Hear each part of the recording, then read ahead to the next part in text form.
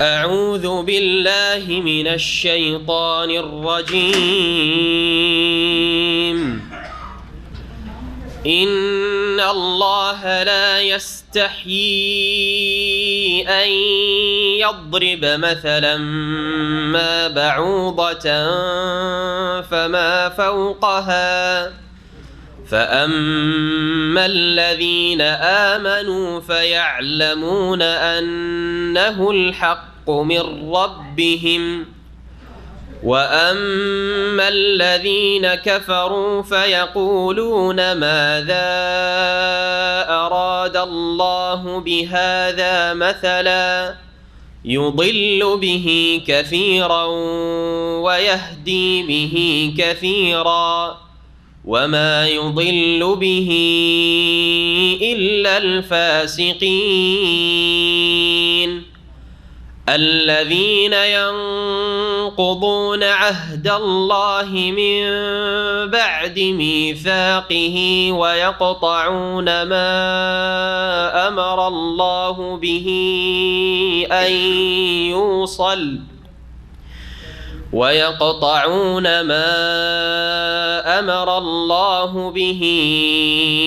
أن يوصل ويفسدون في الأرض أولئك هم الخاسرون. كيف تكفرون بالله وكنتم أمواتا فأحياكم ثم يميتكم ثم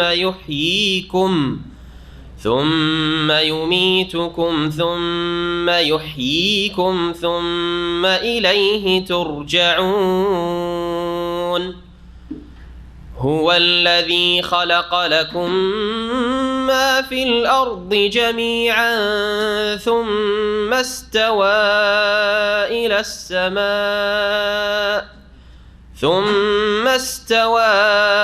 إلى السماء فسواهن 7 سماوات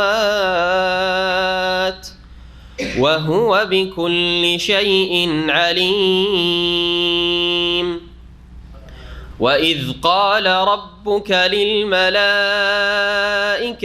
إني جاعل في الأرض خليفة قالوا أتجعل فيها من يفسد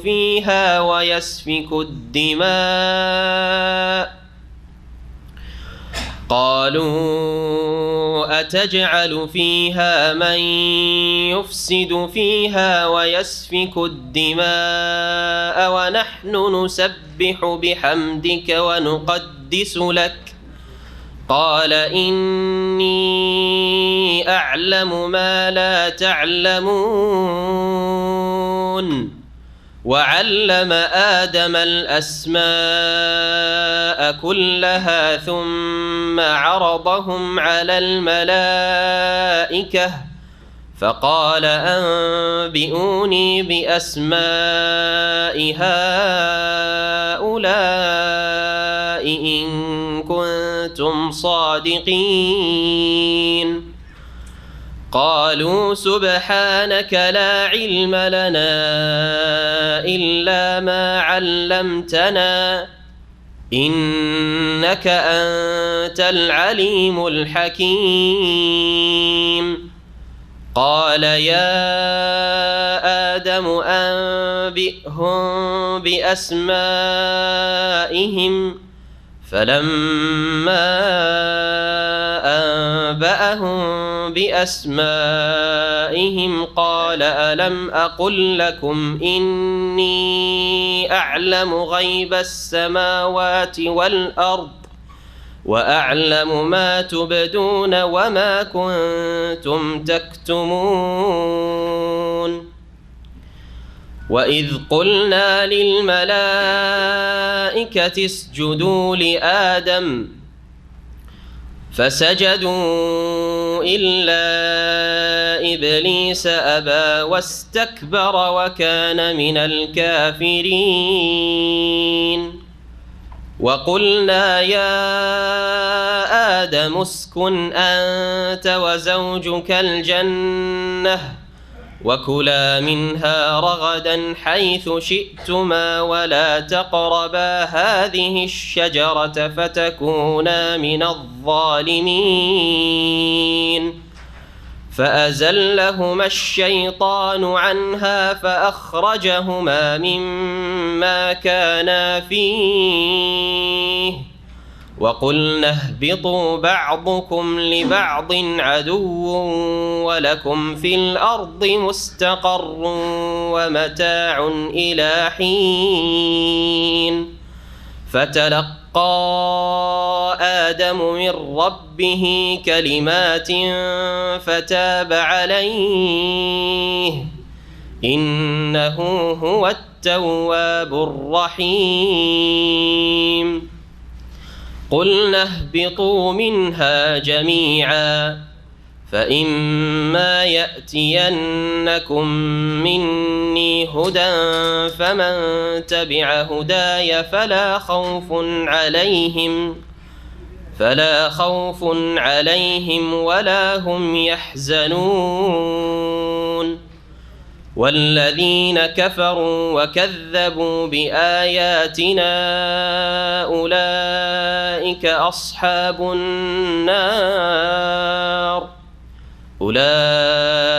أصحاب النار هم فيها خالدون.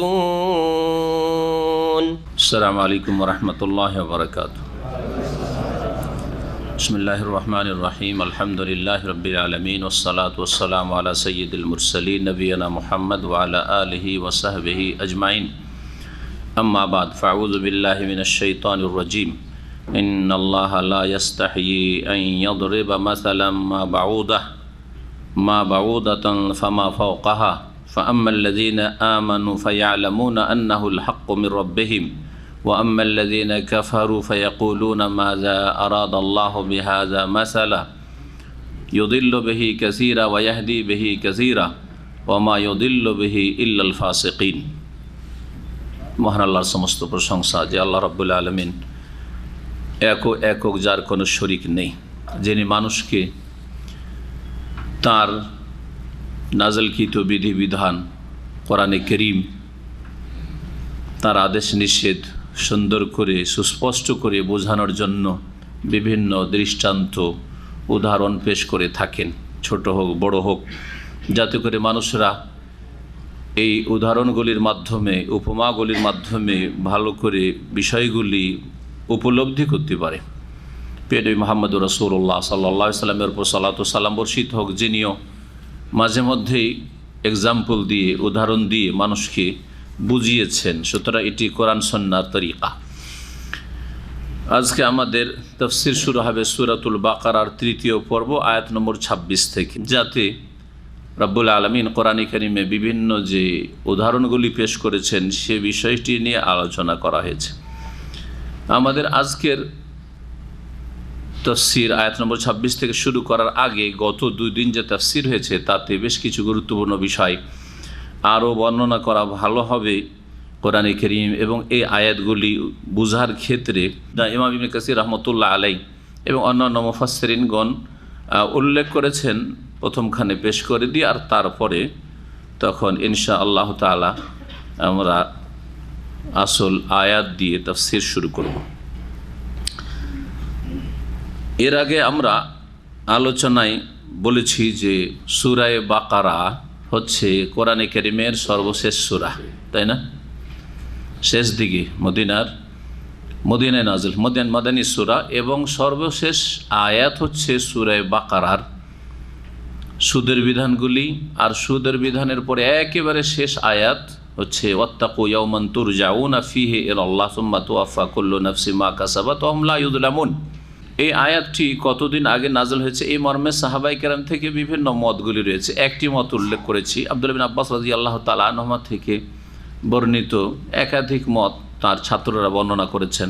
কেউ বলেছে ৮০-৮১ দিন আগে, কেউ বলেছেন মাত্র কয়েকদিন আগে, যেমন 7 দিন আগে, 9 দিন আগে। সুতরাং নিশ্চিত বলা যাবে না যে এতদিন আগে, তবে একেবারে শেষ আয়াত হচ্ছে কোরআনে কারীমের এই আয়াতটি। এটা এই জন্যই স্পষ্ট করলাম, কারণ একটি উক্তি হয়তো সেখানে উল্লেখ করেছি, অন্য উক্তি কারো নজরে পড়লে ভাববেন যে হয়তো এটা ভুল, কিন্তু তফসির, বিভিন্ন তফসির মিলিয়ে পড়লে দেখা যায় যে এই বিষয়গুলিতে দ্বিমত রয়েছে। আর এতে এমন কোনো আকীদার বিষয় নয়, যায় আসে না। শেষ দিকে নাজল হয়েছে, সেটা মাত্র কয়েকদিন আগে হোক অথবা বেশ কিছুদিন আগে হোক। যদি 80-81 দিন আগে হয় তাহলে সেটা ছিল আরাফার দিন বা তারপরের দিন, এই দিনগুলি। কারণ আরাফা হচ্ছে 10ই জিলহজ, আর আরাফা হচ্ছে 9ই জিলহজ, আর 10ই জিলহজ হচ্ছে কোরবানির দিন। এই জিলহজ মাসের 10 তারিখ থেকে শুরু করে যদি হিসাব করেন তাহলে জিলহজ মাসে 20 দিন হয়। আর তারপরে মহররম 30, কত হইল 50, সফর আর 30, তাহলে কত হয় 80, আর রবিউল আউয়ালের নবী করিম সাল্লাল্লাহু আলাইহি ওয়াসাল্লামের ইন্তেকাল হয়ে যাচ্ছে কত তারিখে, 12 তারিখে। তো 281 নম্বর আয়াত। তো এই সময়গুলিতে নাজল হয়েছে। আর ইয়াউমা আকমালতু লাকুম, এই আয়াতটি নাজল হয়েছে আরাফার ময়দানে। বাকি এই আয়াত এই শেষ দিকে, এই জিলহজ মাসে তাই নাজল হয়েছে যদি বলা হয় 81 দিন আগে তাহলে। আর যদি বলা হয় যে মাত্র 9 দিন আগে বা 7 দিন আগে, তাহলে নবী করিম সাল্লাল্লাহু আলাইহি ওয়াসাল্লাম তখন রবিউল আউয়াল মাসে অসুস্থ হয়ে পড়েছিলেন। রবিউল আউয়াল মাসে কয়েকদিন যেতেই নবী সাল্লাল্লাহু আলাইহি ওয়াসাল্লাম অসুস্থ হয়ে গেলে, সে অসুস্থ থেকে আর উঠতে পারেননি 1-2 বার সালাতে নামাজে যাওয়া ছাড়া। আর একটি বিষয় হচ্ছে যে এই সূরা বাকারাতে মানুষকে কয় ভাগে ভাগ করা হয়েছে? 3 ভাগে। প্রথম বলা হয়েছে মুমিন, মুত্তাকি, আল্লাহ ভীরু মুমিনদের কথা, আর তারপরে বলা হয়েছে খাঁটি কাফেরদের কথা, ইন্নাল্লাযীনা কাফারু সাওয়াউন আলাইহিম আনজারতুম আম লাম তুনজিরহুম লা ইউমিনুন। তারপরে বলা হয়েছে মুনাফিকদের কথা, 13টি আয়াত, 3 রকম। তো এই মুমিনদের আবার ভাগ আছে, কাফেরদের ভাগ আছে, আর মুনাফিকদের ভাগ আছে। এই ভাগগুলি জেনে নিলে সুবিধা হবে যে মুনাফিক সব একই স্তরের নয়, কাফের সবগুলি একই স্তরের নয়, আর মুমিনও একই স্তরের নয়। সূরা ওয়াকিয়াকে যদি আমরা সামনে রাখি, সূরা ওয়াকিয়া, তো সূরা ওয়াকিয়াতে মুমিন মুসলিমদেরকে 2 ভাগে ভাগ করা হয়েছে। এক বলা হয়েছে আস-সাবিকুন উলাইকাল মুকাররাবুন, যারা অগ্রগামী, দিনের ক্ষেত্রে অগ্রগামী, এরা হচ্ছে ফার্স্ট ক্লাস মুসলিম। উলাইকাল মুকাররাবুন, এরাই আল্লাহর নৈকট্য প্রাপ্ত, আল্লাহ বলেছেন। আর এক দলকে বলছে আসহাবুল ইয়ামিন, মা আসহাবুল ইয়ামিন, ডানপন্থী, অর্থাৎ ডান হাতে যাদের আমলনামা আসবে, জান্নাত পাবে, ওরা জান্নাতি। তবে কিছু হয়তো ঘাটতি থেকেছে, কিছু ঘাটতি মানে এই নয় যে একবারে ফরজ নামাজের ঘাটতি, কিছু পাপ থেকেছে, গুনাহ থেকেছে, এই ধরনের। অথবা তাদের পাপের পর তওবা করেছে কিন্তু সুন্নত মুস্তাহাব কাজে সেই রকম অগ্রগামী নয়, এরা আসহাবুল ইয়ামিন। তাহলে 2 ভাগে ভাগ করা হলো মুমিন মুসলিমদেরকে। সূরা ফাতিরে মুসলিমদেরকে 3 ভাগে ভাগ করা হয়েছে। 3 ভাগে ভাগ করা হয়েছে। ওখানে একটু পার্থক্যের সাথে করলেই 3 ভাগ হয়ে যাবে। ফামিনহুম যালিমুল লিনাফসিহি, কিছু মুসলিম মুমিন আছে যারা নিজেদের উপর জুলম অত্যাচার করে থাকে, মানে বিভিন্ন পাপে জড়িয়ে যায় কিন্তু তওবা করে। ওয়ামিনহুম মুকতাসিদুন, আর কিছু আছে মধ্যমপন্থী, অর্থাৎ ফরজ ওয়াজিবে ঘাটতি নেই, হারাম নাজায়েজে লিপ্ত না, সুন্নত মুস্তাহাবে হয়তো ঘাটতি আছে, মাকরুহাত অপছন্দনীয় কিছু এইরকম কিছু করে ফেলে হয়ে যায়, এই ধরনের কিছু আছে। তাহলে মধ্যমপন্থী। অমিনহুম সাবেকুন বিল খায়রাত, আর কিছু মুমিন মুসলিম আছে যারা কল্যাণ সমূহে, ভালো কাজগুলিতে অগ্রগামী, সাবেকুন বিল খায়রাত। তাহলে 3 ভাগ হলো না মুসলিমদের, এইভাবে ভাগ করা হয়েছে। তাহলে মুমিন মুসলিমরা 3 ভাগ কোরআনের আলোকে, অথবা সূরা ওয়াকিয়ার আলোকে 2 ভাগ করা যেতে পারে। এরা সকলেই জান্নাতি। জালিমুল লিনাফসিহি, যারা সূরা ফাতির আলোকে, তারা যদি তাদের জুলুম থেকে মুক্ত না হয় তওবা সংশোধনের মাধ্যমে তাদের জীবদ্দশায়, তাহলে তাদের আযাব হবে আল্লাহ, অথবা আল্লাহ তার রহমতে তাদেরকে ক্ষমা করতে পারে, না হলে আযাব হবে, কবরে জীবনে আযাব হবে, দুনিয়ার বিভিন্ন আযাব শাস্তি ধাক্কা খেয়েছে, আর আখিরাতেও আযাব হতে পারে, এমনকি জাহান্নামেও আযাব হবে। বিভিন্ন লোক এমন আছে যাদের কবর আযাব দিয়েও ক্ষমা হইল না, কাফারা হইল না, জাহান্নামের আযাব হবে, তাদের কিছু কাল হবে, কারো দীর্ঘকাল হবে হবে। জি, তাহলে মুমিন মুসলিমদের সম্পর্কে আমরা ভাগ জানলাম। তারপরে দ্বিতীয় শ্রেণী কাফেরদের কথা আলোচনা হয়েছে, তাই না? কাফেররা দুই ভাগে বিভক্ত। কাফেররাকে দুই ভাগে ভাগ করা যেতে পারে। এক হচ্ছে কাফের যারা নিজেরা কাফের, অন্যদেরকে কুফরির দিকে আহ্বান করে। হ্যাঁ, কুফরির দায়ী ওরা, দায়ী আলাল কুফর। দ্বিতীয় কাফের হচ্ছে মুকাল্লিদ কাফের, অন্ধ অনুসারী কাফের।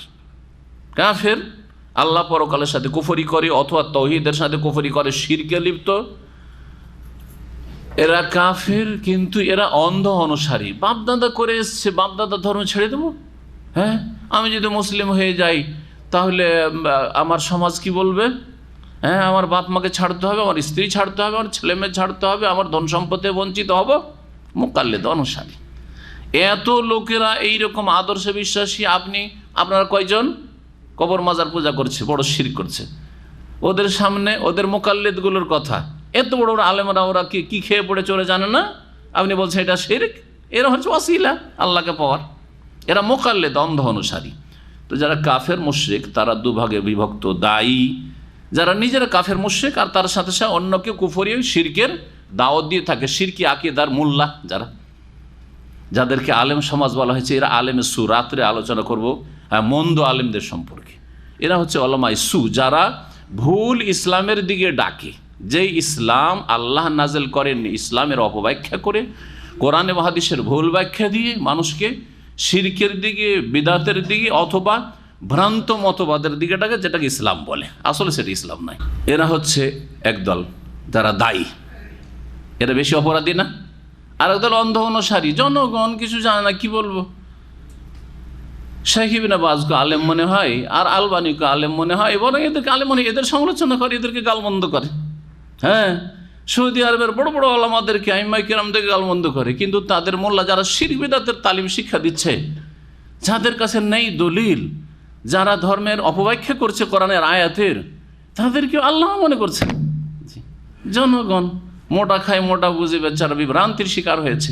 এরাকে মুকাল্লিদ, অন্ধ অনুসারী কাফের অথবা মুশরিক বলা যেতে পারে, অথবা বিদাতপন্থী, অন্ধ অনুসারী। বেদাতি ওই রকম, বেদাতি দায়ী আর বেদাতি মুকাল্লিদ। বেদাতিও দুই ভাগে বিভক্ত। কিছু লোক বেদাতের দাওয়াত দিচ্ছে ভুল ধর্মের, আর কিছু লোক ভুল ধর্মের অন্ধ অনুসারী, অন্ধভক্ত। তাহলে কাফেরদের ভাগ হয়ে গেল, বিদাতিদের ভাগ হয়ে গেল এর সাথে। তাহলে বেদাতিকে ঢালা হারে বলা যাবে না যে বেদাত মানে কুফরি। বেদাত কিছু ফাসেক বেদাতি, আর কিছু হচ্ছে বড় কুফরিকারী বেদাতি। ঠিক ওই রকমই মুশরিকদের মধ্যে দুই দল, সবাই মুশরিক, কিন্তু মুশরিকদের মধ্যে দুই দল, কাফেরদের মধ্যে দুই দল। এক দল হচ্ছে শিরক কুফরি দাওয়াত দিচ্ছে, ভ্রান্ত মতবাদ প্রচার করে বেড়াচ্ছে। আর আরেক দল হচ্ছে যারা অন্ধ ভক্ত, অন্ধ অনুসারী, তাদের বাপদাদার দোহাই দেয় অথবা মুরব্বীদের বড়দের দোহাই দেয়। বাকি থাকলো এখন মুনাফিক, তাই না? তার আগে বলি, এই যে কাফেরদেরকে দুই ভাগে ভাগ করলো, এর দলিল কি? এর দলিল সূরা নূরে আছে। দুটো ভাগ করেছেন, ওয়াল্লাযীনা কাফারু আমালুহুম কাসারাব। আল্লাহ বলছে যারা কাফের তাদের আমলগুলি মরীচিকার মতো। এটা হচ্ছে যারা কাফের মুশরিক, তার সাথে সাথে কুফরি এবং শিরকের দিকে আহ্বানকারী, শিরক কুফরির দায়ী, তাদের আমলগুলি, কিয়ামতের দিন কর্মগুলি মরীচিকার। ওরা ভেবেছে যে আমরা খুব ভালো কাজ করেছি, অনেক লোককে ইসলামের কথা বলেছি, ধর্মের কথা বলেছি, অথচ শিরকি ধর্ম শিক্ষা দিয়েছে। অনেক লোককে আমরা ধর্মকর্ম করতে বলেছি, ধর্মভীরু হতে বলেছি, কিন্তু সেই ধর্ম ছিল মানুষের তৈরি করা অথবা শিরকি ধর্ম, কুফরি ধর্ম, ভ্রান্ত ধর্ম। সুতরাং ওরা যে আশা করে বসে আছে যে এই ধর্ম দিয়ে আমরা উচ্চ স্থান পাবো, এটা তাদের মরীচিকায় পরিণত হবে। এবার বুঝতে পেরেছেন কেন আল্লাহ মরীচিকা বলেছেন তাদের আমলগুলিকে? মরীচিকা কাকে বলে? নদীর চরে চিকচিক করে বালি, তাকে বলে মরীচিকা। কেন? দেখে মনে হয় পানি, একেবারে ফ্রেশ পানি। আর পিপাসিত মানুষ ছুটে যায় যে নদী একেবারে কাছে, ওই যে বালি চিকচিক করছে, মানে ওগুলোকে পানি মনে করছে এই তো 10 মিনিট হেঁটে গেলে, 5 মিনিট গেলেই পানি পাবো। কিন্তু পানি হয়তো সেই পদ্মার নদীর কিনারায় চর, আরও 2 ঘন্টা চলতে হবে, তারপর পানি আছে নাকি নদী শুকিয়ে আছে আল্লাহ বলে যাবে, তাই না? জি হ্যাঁ। তো কাফেরদের আমলগুলি, যারা দায়ী কাফের, দায়ী মুশরিক, শিরকের দাওয়াত দেয়, কুফরির দাওয়াত দেয়, তাদের আমলগুলি, কাজকর্মগুলি ধারণা করে বসে আছে আমরা খুব ভালো কাজ করেছি, খুব ভালো কাজ করে এসেছি, কিন্তু সেই দিন মরিচিকাই পরিণত হবে। মুকাল্লিদ কাফের, অন্ধভক্ত কাফের বা মুশরিক কারা, তাদের কথা আল্লাহ বর্ণনা করেছেন ওই আয়াতের আরেকটি আয়াত, আয়াত নম্বর 40। তাতে আল্লাহ বর্ণনা করেছেন আউকা যুলুমাতিন ফি বাহর, অথবা অন্ধকারের ওপর অন্ধকার, মানে গভীর অন্ধকার, ফি বাহরিন, সাগরে, ফি বাহরিল গভীর সাগরে, ইয়াগশাহু মাউজুন মিন ফাওকিহি মাউজ, যার উপরে ঢেউর উপর ঢেউ, ঢেউর উপর এক, তো সাগরের অন্ধকার, রাতের অন্ধকার, তারপরে আবার ঢেউ, ঢেউয়ের অন্ধকার, মিন ফাওকিহি সাহাব, আর তারপরে আকাশ অন্ধকার, সূর্য দেখা যায় না, কোনো আলো নেই, গভীর মেঘমেলা, মেঘমালা, সাহাব, যুলুমাতুম বাযুহা ফাওকা বায, অন্ধকারের উপর অন্ধকার, অন্ধকারের উপর অন্ধকার, এদেরকে মুকাল্লিদ বলা হয়েছে, অন্ধ অনুসারী কাফির। তাই বলছেন ফাকাসামাল কুফার হাহুনা ইলা কিসমাইনি, আল্লামা ইমাম ইবনে কাসির রাহিমাহুল্লাহ বলছেন যে কাফেরদেরকে আল্লাহ এখানে ভাগ করেছেন দুই ভাগে, দাইয়াতুন ওয়া মুকাল্লিদুন, এক হচ্ছে কুফরি শিরকের দিকে আহ্বানকারী, আর এক হচ্ছে মুকাল্লিদ, অন্ধভক্ত, অন্ধ অনুসারী, যা মুরব্বীরা বলে, ব্রাহ্মণরা যা বলে তাই হিন্দুদের ধর্ম, পুরোহিতরা যারা বলে, চার্চের যারা পৃষ্ঠপোষক, যারা ধর্মগুরু খ্রিস্টানদের যা বলে, তাদের বাবারা তাই হচ্ছে তাদের ধর্মকর্ম, ধর্ম সম্পর্কে তাদের কোনো জ্ঞান নেই, আল্লাহ সম্পর্কে, পরকাল সম্পর্কে, সৃষ্টিকর্তা সম্পর্কে তাদের কোনো জ্ঞান নেই, আর তাদের বুঝা সোজার সময় নেই, পেট নিয়ে ব্যস্ত আছে, ওইসব নিজে চর্চা করবে না, নিজের জিভায় স্বাদ চাকে দেখবে না যে কোনটা সত্য, সৃষ্টিকর্তার নাজেলকৃত বিধান হইতে পারে। তারপরে ইমাম ইবনে কাসির রাহমাতুল্লাহ আলাইহি মুমিনদের ভাগ বলে দিয়েছে আগে, তাই না, সূরা ফাতির আলোকে আর সূরা ওয়াকিয়ার আলোকে। তাই বলছেন তারপরে ইমাম ইবনে কাসির রাহমাতুল্লাহ ফাতালাখাস মিন মাজমু হাযিহিল আয়াতিল কারিমাত, এই আয়াতে কারিমাগুলি দিয়ে সার কথা হচ্ছে আন্নাল মুমিনিনা সিনফানে, মুমিন হচ্ছে দুই ভাগে বিভক্ত, মুকাররাবুন ও আবরার, আবরার নাকি ইন্নাল আবরার লাফি নেই, আর মুকাররাবুন বা সাবিকুন, আস-সাবিকুন ওরাই মুকাররাবুন, আর হচ্ছে আবরার কারা, যারা আসহাবুল ইয়ামিন। ও আন্নাল কাফিরিনা সিনফান, কাফিররা দুই ভাগে বিভক্ত, দুআতুন ও মুকাল্লিদুন, দায়ী কাফের মুশরিক আর মুকাল্লিদ অন্ধভক্ত। ও আন্নাল মুনাফিকিনা আইযান সিনফানে, বাকি থেকেছে মুনাফিক দুই ভাগে বিভক্ত, মুনাফিক খালেস, খাঁটি মুনাফিক, অন্তরের কট্টর মুনাফিক, আল্লাহ, পরকাল, রসুল, কোরআন কিছুতে বিশ্বাস নেই, কিন্তু দুনিয়ার স্বার্থে তারা নিজের ইসলাম ইমানের কথা প্রকাশ করে বা করেছে, নবী সাল্লাল্লাহু আলাইহি ওয়াসাল্লামের জামানার মদিনার মুনাফিকরা যেমন। আর আরেক দল মুনাফিক হচ্ছে মুনাফিকুন ফিহি শুবাতুম মিন নিফাক, এমন মুনাফিক যাদের মধ্যে মুনাফিকি বদ খাসলত রয়েছে, মুনাফিকি বদ চরিত্র রয়েছে। যেমন মুনাফিকি বদ চরিত্র হচ্ছে ইবাদত বন্দেগীর ক্ষেত্রে নামাজ সবচেয়ে ভারী কাজ, ওর কাছে 100 রিয়াল চেয়ে নেন, সাথে সাথে বের করে দিবে, যদি বলেন চল নামাজে যাই, যাও, তুমি যাও, ওকে যেতে পারে ভাই রাত 3টে 2টোর সময় ফজর আগে তোমাকে এয়ারপোর্ট আসতে, আমাকে রিসিভ করতে, আমি দেশ থেকে আসছি, কোনো অসুবিধা নেই।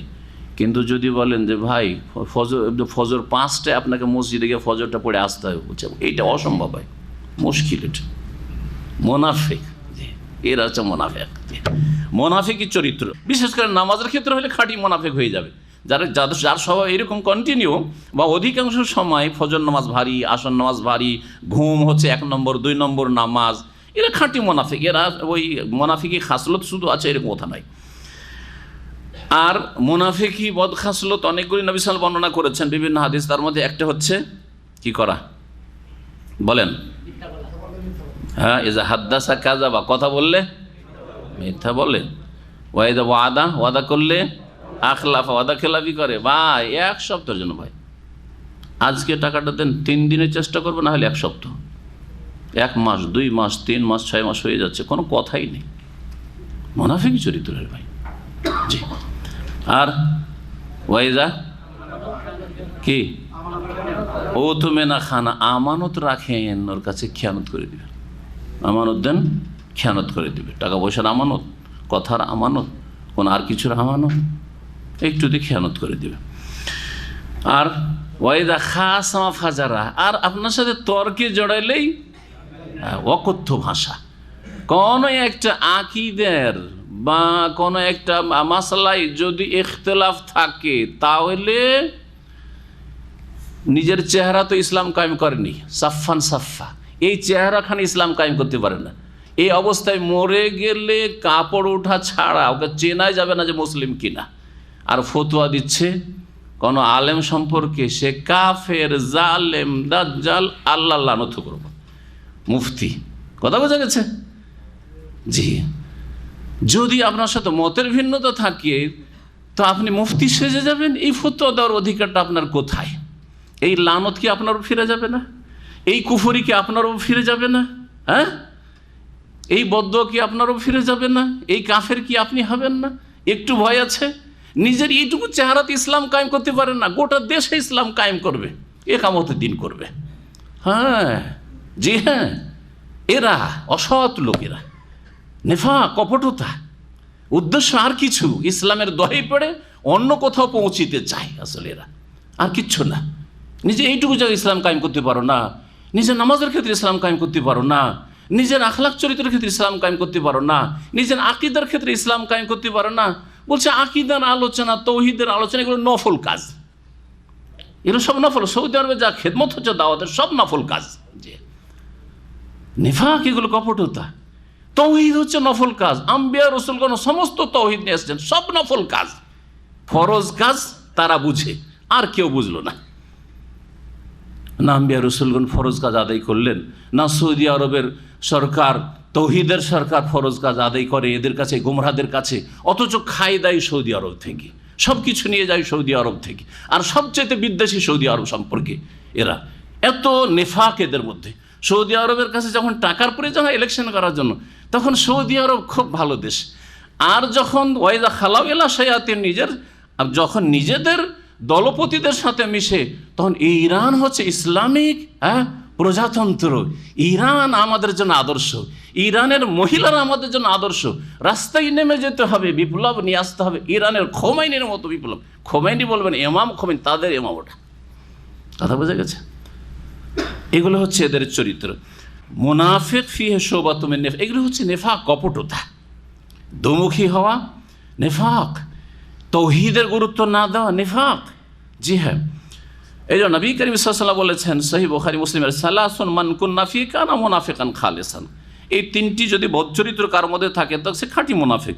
ওমান কানাত ফিহি ওয়াহিদা, এই একটা যদি বদচরিত্র থাকে এরকম, কানাত ফিহি খাসলাতুম মিন নিফাক, তাহলে মুনাফিকের একটি খাসলত, একটু চরিত্র তার মধ্যে রয়েছে, হাত্তা ইয়াদাহ, যতক্ষণ পর্যন্ত না ছাড়বে। মানে ইজা হাদ্দাসা কাযাবা ওয়া ইজা ওয়াদা আখলাফা ওয়া ইজা উতুমিনা খানা। এছাড়াও অনেকগুলি হাদিস রয়েছে, যাই আর এতে বেশি কথা লম্বা না করে আর একটি বিষয় সম্পর্কে আলোচনা, সেটা হচ্ছে কোরআন হচ্ছে মুজিজা। কোরআন হচ্ছে কি?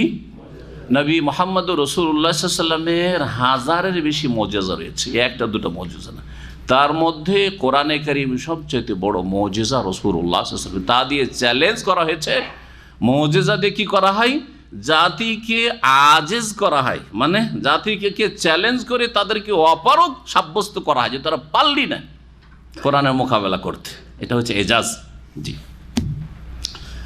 কোরআনে কারীমের কয়েক জায়গায় আল্লাহ এই চ্যালেঞ্জ করেছেন, তার মধ্যে সূরা কাসাসে রয়েছে, কুল ফাতু বিকিতাবিম মিন ইনদিল্লাহ হুয়া আহাদা মিনহুমা আত্তাবিউহু ইন কুনতুম সাদিকিন। তোমরা হে নবী বলে দাও, তোমরা তাহলে এর চাইতে ভালো কিতাব নিয়ে আসো, হ্যাঁ, যেটা এর চাইতে বেশি হেদায়াত তোমাদেরকে দিতে পারে, যদি সত্যবাদী হও তোমরা। তাহলে সূরা বনী ইসরাঈলে আল্লাহ বলছেন, কুল লা ইন ইজতামাআতিল ইনসু ওয়াল জিন্নু আলা আন ইয়াতু বিমিসলি হাযাল কুরআন লা ইয়াতুনা বিমিসলিহি ওয়ালাউ কানা বাযুহুম লিবাযিন যাহিরা।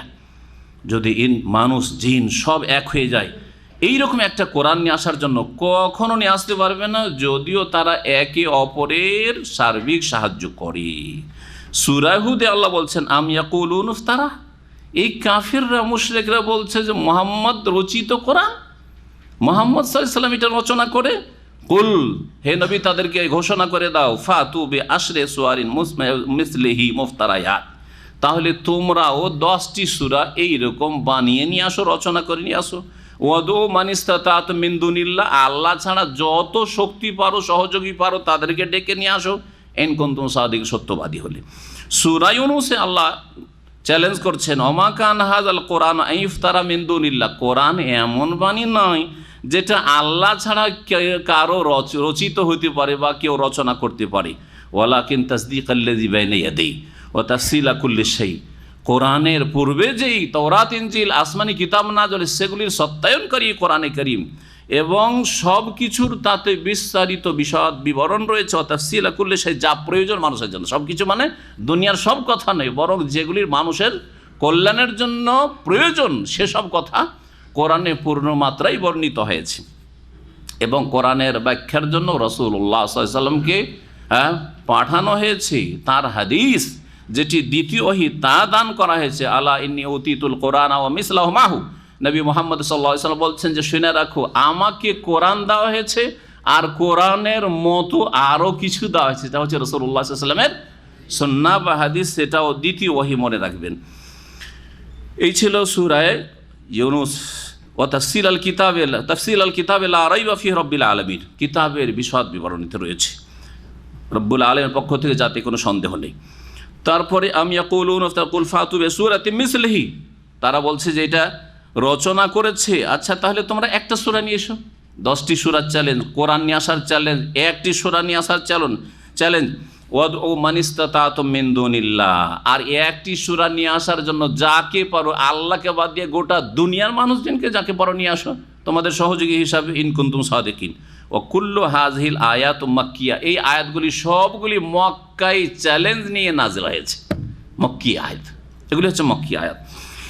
তারপরে বলছেন ইমাম ইবনে কাসির রাহমাতুল্লাহ আলাইহি, সুম্মা তাহাদ্দাহুম বিযালিক আইদান ফিল মাদিনা, মদিনা তো আল্লাহ আবার চ্যালেঞ্জের পুনরাবৃত্তি করছেন, আবার চ্যালেঞ্জ ঘোষণা করছেন এই আয়াতে। কোন আয়াতে? ওয়াইন কুনতুম ফি রাইবিম মিম্মা নাযালনা আলা আবদিনা ফাতু বিসূরাতিন মিন মিসলিহি ওয়াদউ শুহাদাআকুম মিন দুনিল্লাহ ইন কুনতুম সাদিকিন ফাইন লাম তাফআলু ওয়া লান তাফআলু, করতে পারবে না এরকম কোরআন বা সূরা নিয়ে আসতে পারবে না, আয়াত নম্বর 23 এবং 24।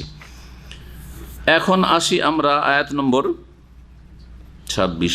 কোরআনে কারীমের মুজিজা শব্দের দিক থেকে, অর্থের দিক থেকে, সব দিক থেকে, তাতে যেসব কথা ভবিষ্যৎবাণী বলা হয়েছে সেসব দিক থেকে, শব্দের গঠন বাক্যের দিক থেকেও আর অর্থের দিক থেকে, এবং তার সাথে সাথে যেসব বিষয়গুলি তাতে নাযিল সেই দিক থেকে, যেসব কাহিনী রয়েছে ঘটনা তার সত্যতার দিক থেকে মুজিজা, যেসব ভবিষ্যৎবাণী রয়েছে সেগুলি নিঃসন্দেহে ঘটবে এইগুলির দিক থেকে মুজিজা, এবং কোরআনে কারীমে যেসব আদেশ নিষেধগুলি এসেছে সেগুলি যে মানুষের জন্য কল্যাণকর এই দিক থেকে মুজিজা, কোরআনে কারীমে যেসব বস্তুকে হারাম করা হয়েছে সেগুলি থেকে বেঁচে থাকাতে যে সায়েন্টিফিক রহস্য রয়েছে এই দিক থেকে মুজিজা, কোরআনে যে ভালো কাজগুলি করতে বলা হয়েছে বা ভালো বস্তু গ্রহণ করতে পারে তাতে উপকারিতা রয়েছে এই দিক থেকে মুজিজা, ইত্যাদি বহু দিক রয়েছে। সময়ের স্বল্পতার জন্য শুধু এই মুজিজা এজাজুল কোরআনের দিকে ইঙ্গিত করেই আলোচনা শেষ করে দিলাম। এখন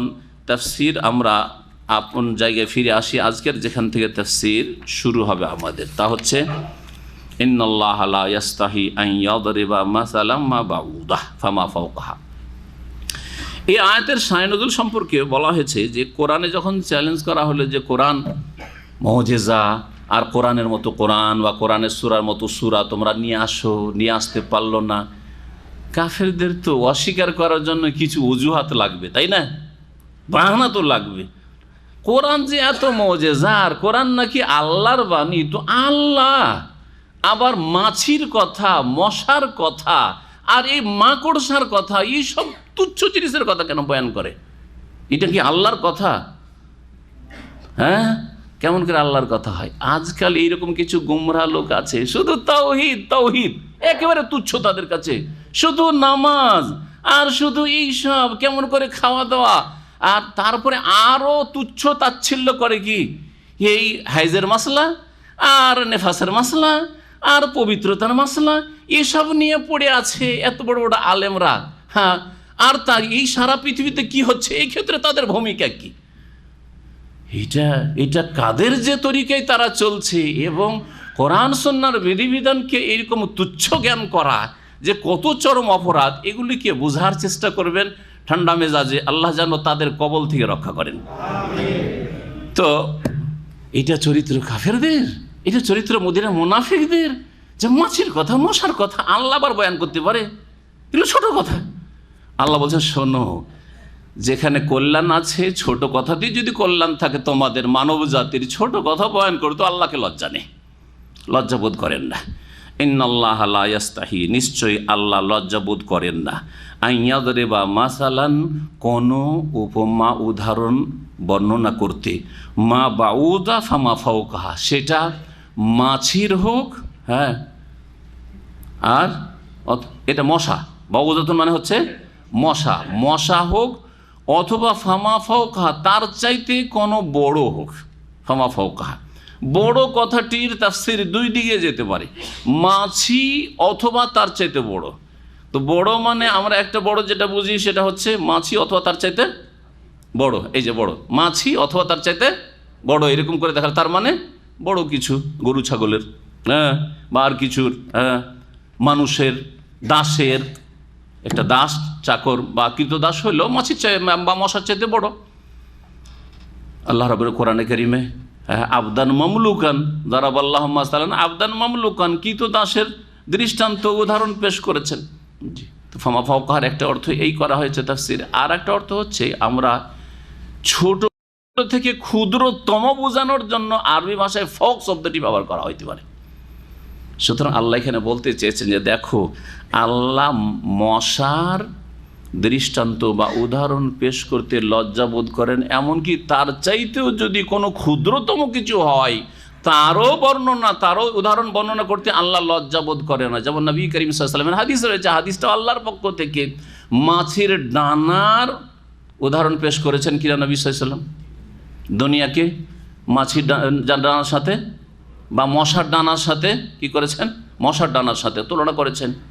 জি, লাউ কানাতিদ দুনিয়া তাদিলু ইনদাল্লাহি জানাহা বাউদা, নবী সাল্লাল্লাহু আলাইহি ওয়াসাল্লাম বলছেন যে সারা দুনিয়ার ভোগবিলাসের সামগ্রী যা কিছু আছে, ধন সম্পদ, স্বর্ণ চাঁদি, এই সবগুলি সারা দুনিয়া আল্লাহর কাছে যদি মশার ডানার সমান মূল্য রাখতে, এখানে শুধু মশা বলা হয়, জানা মানে ডানা, জানাহা বাউদা, মশার একটা ডানার সমান যদি মূল্য থাকতো আল্লাহর কাছে, মা সাকা কাফেরান, তাহলে কোনো কাফেরকে শারবাতা মাইন, এক ঢোক পানি আল্লাহ খেতে দিতেন না।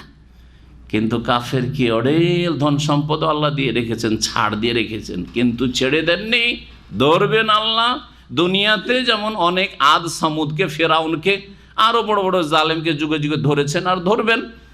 আর দুনিয়াতে যদি নাও ধরেন তো কোনো দোষের কথা না, কারণ দুনিয়া কোনো বদলার জগৎ নয় যে চূড়ান্ত ফয়সালা আল্লাহকে দুনিয়ায় করতে হবে। আল্লাহ বলছে দুনিয়া হচ্ছে কর্মজগৎ, বদলার জগৎ, মতের পরে শুরু হবে, তখন থেকে আল্লাহ ধরবেন। ছাড় দিয়েছেন দুনিয়াতে কিন্তু ছেড়ে দেবেন না, তাই মতের পরে দারুল জাযা রয়েছে, মালিক ইয়াউমিদ্দিন, প্রতিদান জগতের একক মালিক আল্লাহ রাব্বুল আলামিন। ফামা ফাওকাহা ফাআম্মাল্লাযীনা আমানু ফায়ালামুন আন্নাহুল হাক্কু মির রাব্বিহিম, যখন আল্লাহর পক্ষ থেকে কোনো উদাহরণ বর্ণিত হয় তখন মুমিনদের ঈমান বৃদ্ধি পায় আর কাফেরদের গায়ের জ্বালা বাড়ে, তাদের কুফরি বৃদ্ধি পায়। আল্লাহ বলছেন ফাআম্মাল্লাযীনা আমানু, পক্ষান্তরে যারা মুমিন মুসলিম, হ্যাঁ, ঈমানদার, তারা নিশ্চিত জানে যে আন্নাহুল হাক্কু মির রাব্বিহিম, এই দৃষ্টান্ত তাদের প্রতিপালকের পক্ষ থেকে সত্য। আল্লাহ সত্য কথা বর্ণনা করেছেন, উপকারী কথা বর্ণনা করেছেন। ও আম্মাল্লাযীনা কাফারু, পক্ষান্তরে যারা কাফের, ফায়াকুলুন, তারা বলে মাজা আরাদাল্লাহু বিহাযা মাসালা, এইরকম তুচ্ছ দৃষ্টান্ত উদাহরণ পেশ করে আল্লাহ কি বলতে চেয়েছেন? মশার কথা কেন, মাছির কথা কেন, মাকড়সার কথা কেন, এইসব কেন আল্লাহ বয়ান করেন? গাছের কথা কোরআনে রয়েছে, কেন আল্লাহ বয়ান করছেন? আল্লাহ বলছেন যে শোনো, তাদের জবাবে যে আল্লাহ কি বলতে চেয়েছেন এইসব ক্ষুদ্র ছোটোখাটো ফালতু জিনিসের দৃষ্টান্ত পেশ করে আল্লাহ বলছেন ইউদিল্লু বিহি কাসীরা ওয়া ইয়াহদি বিহি কাসীরা, বহু মানুষকে এই ছোটোখাটো উদাহরণ দিয়ে আল্লাহ কি করেন? পথভ্রষ্ট করেন, অস্বীকার করলো, অবজ্ঞা করলো, তুচ্ছ জ্ঞান করলো, সুতরাং তাদেরকে গোমরা করলেন। যারা বলবে যে কোরআন এবং হাদিসের আলেমরা দুনিয়ার খোঁজ খবর রাখে না, শুধু হাইজ নেফাসের মাসলা নিয়ে পড়ে আছে, কার উজু কিসে নষ্ট হয় না হয়, নামাকাজে উজু নিয়ে পড়ে আছে। হ্যাঁ, তৌহিদ তৌহিদ করছে শুধু, কাদের তৌহিদ এটাকে বলছে? হ্যাঁ, গরিবদের তৌহিদ নিয়ে পড়ে আছে। হ্যাঁ, গরিবদের তৌহিদের কথা আলোচনা করছি। ইউদিল্লু বিহি কাসীরা, এই দিয়ে আল্লাহ বহু মানুষকে পথভ্রষ্ট করেন। ওয়া ইয়াহদি বিহি কাসীরা, আর বহু লোককে আল্লাহ রাব্বুল আলামিন তা দিয়ে কি করেন? হেদায়েত দান করেন। যে দিন ইসলাম হচ্ছে পূর্ণাঙ্গ জীবন বিধান, সুতরাং ক্ষুদ্র থেকে ক্ষুদ্রতম বিষয় থেকে শুরু করে বড় থেকে বড় সমস্ত বিষয়ের সমাধান কোরআন সুন্নায় রয়েছে। এবং আল্লাহর পক্ষ থেকে, রসুলের পক্ষ থেকে যা এসেছে কোনোটাই তুচ্ছ না। সেটা আকীদার বিষয় হলো, আর ইবাদতের বিষয় হলেও, আর আখলাকের বিষয় হলেও, আর সুন্নত মুস্তাহাবের বিষয় হলেও, আর নফলের বিষয় হলেও, আর মাকরুহ অপছন্দনীয় বিষয় হলেও, একেবারে ব্যক্তি জীবনের একটা সাধারণ মাসলার সাথে সম্পর্ক হলেও সেটাও অনেক গুরুত্ব রাখে। কারণ সেটা কার পক্ষ থেকে? আন্নাহুল হাক্কু মির রাব্বিহিম, রবের পক্ষ থেকে। ওয়া ইয়াহদি বিহি কাসীরা, বহু লোকেই দিয়ে হেদায়েত হচ্ছে। আলহামদুলিল্লাহ, সৌদি আরবে তৌহিদে উলুহিয়া, তৌহিদে রুবুবিয়া, তৌহিদুল আসমা সিফাত শিখে গিয়ে বহু লোক তৌহিদের দাওয়াত দিচ্ছে। শুধু আপনাদের মতো না, তার আগে মদিনা ইসলামিক বিশ্ববিদ্যালয় থেকে সারা পৃথিবীতে এমন কোনো দেশ নেই সেখানে তৌহিদের দাওয়াত ছড়ায়নি। আমাদের সাথে 120 জন ক্লাসমেট মদিনা ইউনিভার্সিটির, একটা শুধু ফ্যাকাল্টির হাদিস বিভাগের 120 জন মধ্যে 5 জন শুধু চায়নার ছিল। এমন যুগে, যেই যুগে চায়না কমিউনিস্টের কবলে ছিল, সেই যুগে তারা তৌহিদের দাওয়াত সেখানে নিয়ে গেছে। রাশিয়া কমিউনিস্ট দেশে প্রথম তৌহিদের দাওয়াত নিয়ে গেছে এই মদিনা ইউনিভার্সিটির ছাত্ররা, যেখানে কোরআনের শিক্ষা, তৌহিদের শিক্ষা, ইসলামের নাম পর্যন্ত নিষিদ্ধ ছিল। এই জালেমদের জুলম অত্যাচারে সেখানে তৌহিদের দাওয়াত পৌঁছেছে। যারা নামে মাত্র ইসলাম জানতো, যে আমরা মুসলিম, নামটা আব্দুল্লাহ, কারো নাম আব্দুর রহমান, কারো নাম দাউদ, আর কারো নাম সুলাইমান, এছাড়া ইসলামের কিছুই জানতো না, সেখানে তৌহিদ গেছে। অনেকে তৌহিদের প্রকরণে ঠাট্টা করে, তৌহিদে রুবুবিয়া, তৌহিদে উলুহিয়া, তৌহিদুল আসমা সিফাত। ইয়তীম, হ্যাঁ, দিনের জ্ঞান নেই, বসিরত নেই, যার ফলে এইসব নিয়ে তারা উপহাস করে। ওমা ইউদিল্লু বিহি ইল্লাল ফাসিকিন, আর যাদেরকে পথভ্রষ্ট করেন আল্লাহ রাব্বুল আলামিন, তারা আসলে ভালো মানুষ না, একমাত্র পথভ্রষ্ট করেন যারা সত্যত্যাগী তাদেরকে। ফাসিকিন, ফাসাকা ইয়াফসিকুর শাব্দিক অর্থ ফিস্ক মানে হচ্ছে আল খুরুজ, বেরিয়ে যাওয়া। ফিস্ক মানে ফাসিন কাপ মানে হচ্ছে বেরিয়ে যাওয়া। এখান থেকে নবী করিম সাল্লাল্লাহু আলাইহি সাল্লাম ক্ষতিকর যে প্রাণীগুলি রয়েছে, খামসু ফাওয়াসিক, 5 রকমের ক্ষতিকর, মানুষের যে ক্ষতি করে, বাড়ি ঘরের মাল সামানের ক্ষতি করে, সেই সব কে কি বলেছেন? ফাওয়াসিক বলেছেন। এরা বাড়াবাড়ি করে, এরা নিজের আওতাতে না থেকে এরা ক্ষতি সাধন করে, ফাওয়াসিক বলেছেন। এইরকমই আল্লাহ রাব্বুল আলামিন কাফেরকেও ফাসিক বলেছেন, কাফেরও ফাসিক, ওরা হচ্ছে বড় ফাসিক।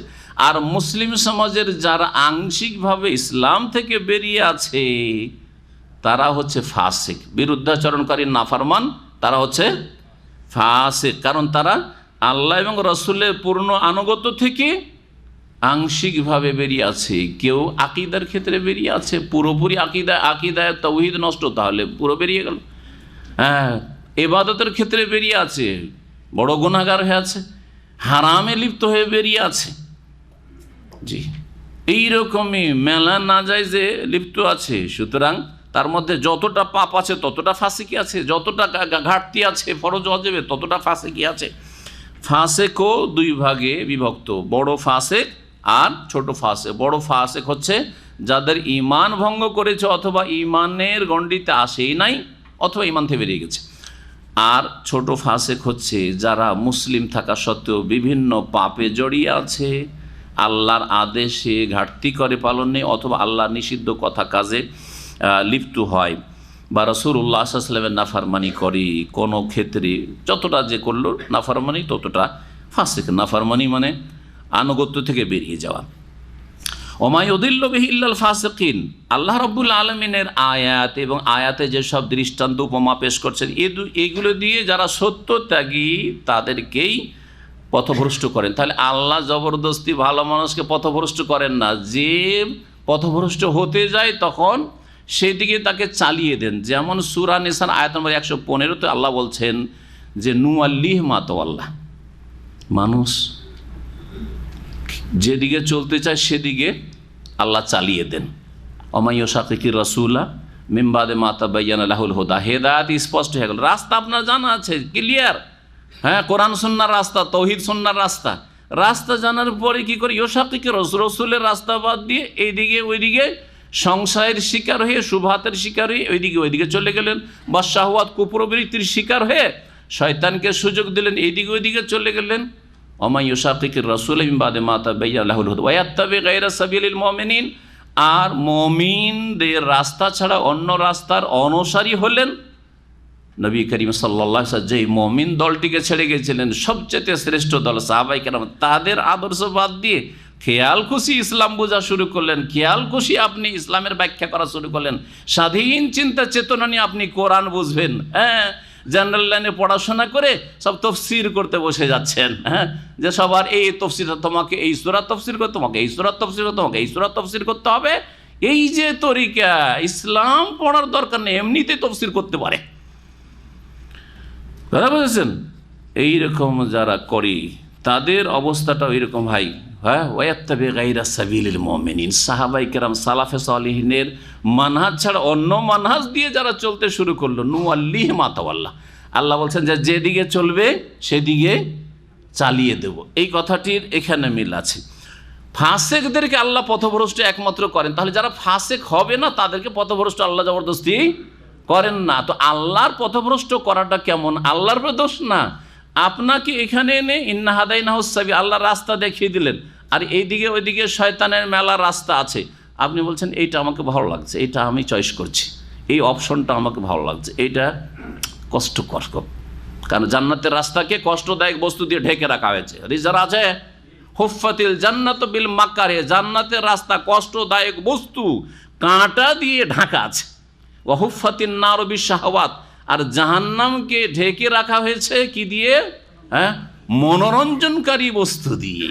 আমোদ ফুর্তি, মজা লাগে, ফজরের সময় ঘুমাইতে মজা লাগে, সুদ খেতে মজা লাগে, বোঝা গেছে? হ্যাঁ, ঘুষ খেতে মজা লাগে, রাতারাতি বড়লোক হইতে মজা লাগে, এত দায়িত্ব পালন করা, আর তারপরে হালাল দিয়ে কত কি করব, আর কি করেই ছেলে মেয়ে মানুষ করব, পারছি না।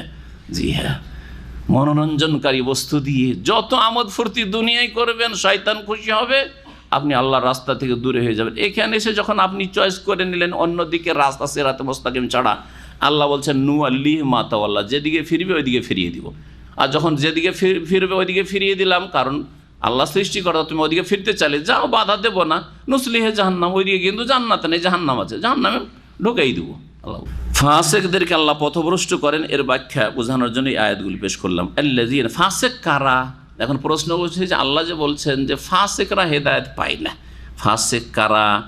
আল্লাহ বলছেন আল্লাযীনা ইয়ানকুযুনা আহদাল্লাহি মিন বাদি মিসাকিহি, যারা আল্লাহর সাথে কৃত চুক্তিকে ভঙ্গ করে, মিন বাদি মিসাকিহি, তা অকাট্য করার পরে, সেই চুক্তি করার পরে, আল্লাহর সাথে চুক্তি হয়েছে, চুক্তির পরে সে চুক্তি ভঙ্গ করে। এই চুক্তি কোন চুক্তি? ইমাম ইবনে কাসির রাহিমাহুল্লাহ এই চুক্তি সম্পর্কে যা বলেছেন সেই কথাটি বর্ণনা করি। আল্লাহ রাব্বুল আলামিন মানুষ এবং জিনকে সৃষ্টি করেছেন কিসের জন্য? হ্যাঁ, তার ইবাদতের জন্য। এই চুক্তিকে আহদ বলা হয়। ওয়াল আহদ আল্লাযী ওয়াসাফা হাউলাইল ফাসিকিনা বিনাকযিহি, যেই চুক্তির কথা, আহাদ ওয়াদা, প্রতিশ্রুতির কথা আল্লাহ বলছেন যে এই প্রতিশ্রুতি যারা ভঙ্গ করবে তাদেরকে আল্লাহ ফাসিকিন বলেছেন। সেটা হচ্ছে হুয়া ওয়াসিয়াতুল্লাহ ইলা খালকিহি, আল্লাহর যে ওসিয়ত বা উপদেশ রয়েছে সৃষ্টি জগতের জন্য, মানুষ এবং জিনের জন্য। ওয়া আমারাহু ইয়াহুম, মানব জাতিকে যে আল্লাহ নির্দেশ দান করেছেন, বেমা আমারাহুম বিহি মিন তাআতিহি, যে আল্লাহর আনুগত্য করবে তোমরা, ওয়া নাহিহি, এবং আল্লাহ এবং তার রাসূল সাল্লাল্লাহু আলাইহি সাল্লামের বিরুদ্ধাচরণ করবে না, নাফরমানি করবে না, এবং যেগুলি নিষেধ করেছি সেগুলি থেকে তোমরা বিরত থাকবে। ফি কুতুবিহি আলা লিসানে রাসূলিহি, আল্লাহর আসমানি কিতাবগুলিতে রসুলগণের মাধ্যমে। ওয়া নাকযিহিম যালিকা, আর এইগুলিকে ভঙ্গ করা, এই চুক্তি হয়ে গেল, তাহলে এটা ওসিয়ত আল্লাহর। আর চুক্তি ভঙ্গ করা হচ্ছে হুয়া তারকুহুমুল আমালা বিহি, আল্লাহর নাজিলকৃত বিধান মোতাবেক আমল না করা, সে অনুযায়ী জীবনযাপন না করা, সেটা হচ্ছে তাহলে আল্লাহর দিনকে পালন না করে হচ্ছে চুক্তি ভঙ্গ করা। পুরোপুরি দিন পালন করে না তাহলে বড় ফাসেক, আর আংশিক দিন পালন করে না তাহলে হচ্ছে ফাসেক আসগার, ছোট ফাসেক। কেউ কেউ বলেছেন যে এই চুক্তি হচ্ছে তাওরাত ইনজিল আগের কিতাবগুলিতে নবী মুহাম্মদ রাসূলুল্লাহ সাল্লাল্লাহু আলাইহি ওয়াসাল্লাম সম্পর্কে যে ভবিষ্যৎবাণী রয়েছে, এবং সমস্ত নবীরা নিজ নিজ উম্মতকে বলেছেন দেখো শেষ নবী একজন আসবেন, যখন শেষ নবী চলে আসবেন তখন তাকে কিন্তু সবাইকে মানতে হবে, তোমরা তোমাদের ছেলে মেয়ে আগামী প্রজন্মকে সবাইকে ওসিয়ত করে রাখিও যে শেষ নবী মুহাম্মদ সাল্লাল্লাহু আলাইহি ওয়াসাল্লাম যখন আসবেন তাকে মেনে নিও, জি তাকে মেনে নিও। এই কথাগুলি তাওরাত ইনজিলে আছে। এই তাওরাত ইনজিল আর আসমানি কিতাবগুলি থেকে বেদেও গেছে, বেদে গেছে মোহাম্মদের নাম নারাশান শাহ, নারাশান শাহ মানে মোহাম্মদ, নারাশান শাহ মানে আহমদ। কিন্তু হিন্দু ব্রাহ্মণরা হয় সেখানে অপব্যাখ্যা করে দেন, না এটা মোহাম্মদের ওপর ফিট হয় না, এটা কলকি অবতার যেটা সেটা অন্য কেউ, এইভাবে অস্বীকার। আর না হলে যদি বুঝাও নেই তারপরে দেখে যে আমাদের তো এই গদি চলে যাবে, ধর্মীয় গদি যেটা রয়েছে, অথবা আমি কোণঠাসা হয়ে যাব, আমি তো বাঁচতে পারবো। যেমন অনেক এইরকম প্রভাবশালী লোকেরা দুনিয়ার লোভে তারা দিনকে সত্য বোঝার পরে মানতে পারেনি, যেমন রোমান রাজা কাইসার, সে মানেনি। ও তোমাদের পরীক্ষা করেছিলাম, যখন হইচই দেখলো তখন বলে না না না তোমাদের পরীক্ষা করেছিলাম, আসলে মোহাম্মদের প্রশংসা করিনি। তার আগে কি বলেছিল চিঠি পাওয়ার পরে, আমি যদি নবীর কাছে থাকতাম তাহলে তার দুটো পা আমি ধুয়ে দিতাম এবং তার হাতে হাত দিয়ে আমি তার প্রতি বিশ্বাস স্থাপন করতাম। মানুষ যখন হইচই দরবারে শুরু করে দিল, দেখতে আমার তো জানও বাঁচবে না, মেরে দিবে। জান বাঁচাইতে হবে, মান বাঁচাইতে হবে, রাজত্ব বাঁচাইতে হবে, এক নম্বরে হয়ে গেল রাজত্ব। তখন আল্লাহ রাব্বুল এই রাজত্ব কয়েক বছর তো রাখলেন, উমর রাদিয়াল্লাহু তাআলা জামানায় তাদের কাছ থেকে ছিনিয়ে নিয়ে মুসলিমদেরকে দিয়ে দিলেন। বলছিলাম আল্লাহর চুক্তির কথা, যে আল্লাহর চুক্তিটা কি।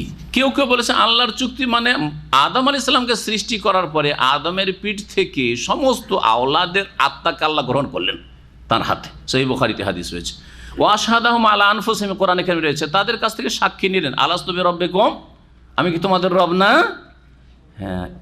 একে আহাদ বলা হয়েছে। এই চুক্তি যারা ভঙ্গ করবে, অর্থাৎ রবকে যারা রব মানলো না, রবের যারা আদেশ নিষেধ পালন করলো না, অথচ আল্লাহকে বলেছে বালা, হ্যাঁ আল্লাহ তুমি আমাদের রব। ফাসেকদের একটি দোষ পেলেন যে তারা চুক্তি ভঙ্গকারী। দ্বিতীয় হচ্ছে ওয়াক্তাউনা মা আমার আল্লাহ বিহি আন ইউসালা, আর যা আল্লাহ মিলাতে বলেছেন, যেই সম্পর্ক আল্লাহ মিলাতে বলেছেন, স্থাপন করতে বলে, সেই সম্পর্ককে তারা ছিন্ন করে। আল্লাহ কোন সম্পর্ককে স্থাপন করতে বলেছেন সেটা হচ্ছে, এক নম্বর হচ্ছে আত্মীয়তার সম্পর্ক, সিলাতুল আরহাম, বাপ মায়ের সাথে ছেলে মেয়ের সম্পর্ক যেন ছিন্ন না হয়। যতই কিছু হয়ে যাক না কেন, বাপ মায়ের আপনার সাথে অবিচার হইতে পারে, কিন্তু তাদের সাথে সম্পর্ক ছিন্ন না, চলবে না। ছেলে মেয়েদের সাথে সম্পর্ক ছিন্ন, একেবারে কুফরি যদি না হয় সম্পর্ক ছিন্ন না। আর কুফরি যদি বাপ মায়ের পক্ষ থেকে, তারপরও তাদের সাথে সদ্ব্যবহার করতে হবে এই নির্দেশ, যেহেতু তারা আপনার অস্তিত্বে আসার মাধ্যম। আল্লাহ সৃষ্টিকর্তা এবং আপনার অস্তিত্বে আসার মাধ্যম হচ্ছে মাতা পিতা। সুতরাং বাপ মা যদি কাফের হয়, মুশরিকও হয়, যদি কবর মাজারপন্থী হয়, আর গোমরা পথভ্রষ্ট হয়, বেনামাজি হয়, তবুও তাদের সাথে কী করতে হবে, দুনিয়ার ক্ষেত্রে পার্থিব জগতে সদ্ব্যবহার করতে হবে। ওয়াসাহেব হুমা ফিদ দুনিয়া মারুফা, সূরা লোকমান আল্লাহ বলেছেন।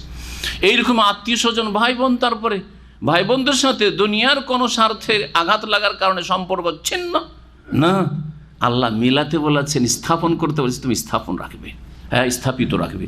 আর না হলেই লা ইয়াদখুলুল জান্নাতা কাতিউন, সহিহ বুখারীর হাদিস রয়েছে, যারা আত্মীয়তার সম্পর্ক ছিন্নকারী তারা জান্নাতে যাবে না। তবে আল্লাহর সন্তুষ্টির জন্য কারোর সাথে সম্পর্ক ছিন্ন করে সেটা আলাদা কথা। এই জন্য বলছি যে দুনিয়ার কোনো গরজে আঘাত লেগেছে সেই জন্য আত্মীয়তার সম্পর্ক ছিন্ন, এটা যেন না হয়। এটা হচ্ছে ফাসেকদের চরিত্র। দিনের সম্পর্ক সবচেয়ে বড় সম্পর্ক।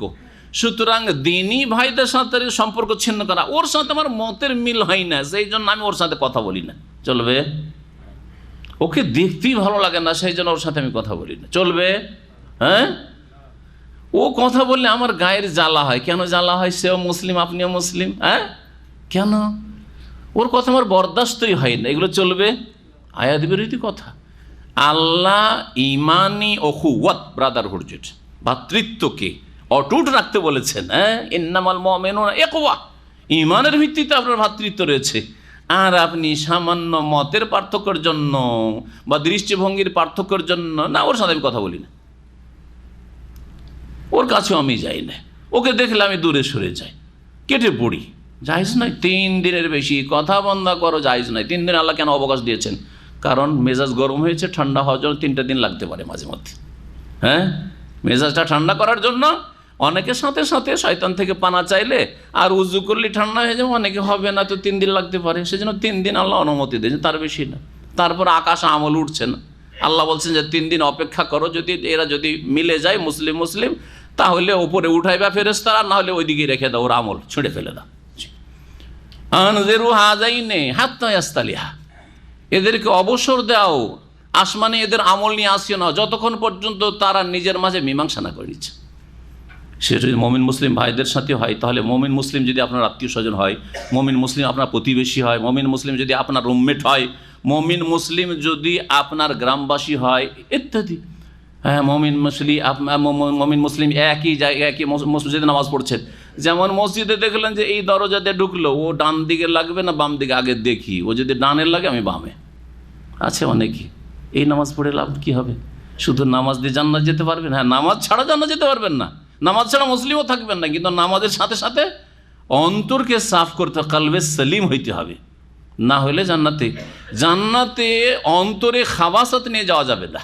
ইয়াউমা লা ইয়ানফাউ মালুন ওয়ালা বানুন ইল্লা মান আতাল্লাহ বিকালবিন সালিম। যতক্ষণ পর্যন্ত অন্তর সহি সালামত না হবে, হিংসা, বিদ্বেষ, শত্রুতা, হ্যাঁ, দুশ্মনী, আর তার ক্ষতি হোক, মন্দ আকাঙ্ক্ষা করা, এসব থেকে যতক্ষণ পর্যন্ত মুক্ত না হবে, তার আগে কুফরি শিরক মুক্ত না হবে, ততক্ষণ পর্যন্ত এই অসুস্থ হৃদয়, এই রোগাক্রান্ত হৃদয়ওয়ালা মানুষ কখনো জান্নাতে যাবে না, আর কিয়ামতের দিনে তাদের প্রভাব এবং ধন জন কোনো কাজে আসবে না, আল্লাহ বলছেন। তাহলে আমাদের সম্পর্ক যাদের সাথে আল্লাহ স্থাপন করতে বলেছেন তা বিচ্ছিন্ন করা হচ্ছে কাবিরা গুনাহ, জান্নাতে যেতে বাধা সৃষ্টি হবে, এবং এই সম্পর্ক মজবুত করা হচ্ছে মুমিনদের কাজ। ফাসিকদের চরিত্র হচ্ছে সম্পর্ক ছিন্ন করা দুনিয়ার গরজে। ওয়ায়ুফসিদুনা ফিল আরদি, আর ফাসিক সত্যত্যাগী ওরা যারা পৃথিবীতে বিশৃঙ্খলা সৃষ্টি করে, অশান্তি সৃষ্টি করে, পৃথিবীতে ফাসাদ সৃষ্টি করে। উলাইকা হুমুল খাসিরুন, আর ওরাই হচ্ছে ক্ষতিগ্রস্ত এরা যারা কি করে। 1 নম্বর কথা ফাসিক। ফাসিক কারা? ফাসিকদের 3টি দোষ এখানে তুলে ধরেছেন। এছাড়াও ফাসিকদের যেসব যত খারাপ মন্দ দোষ হতে পারে, গুণ হতে পারে, সেগুলি তাদের মধ্যে থাকবে। আর যত বেশি যার মধ্যে মন্দগুলি রয়েছে, তত বড় সে ফাসিক।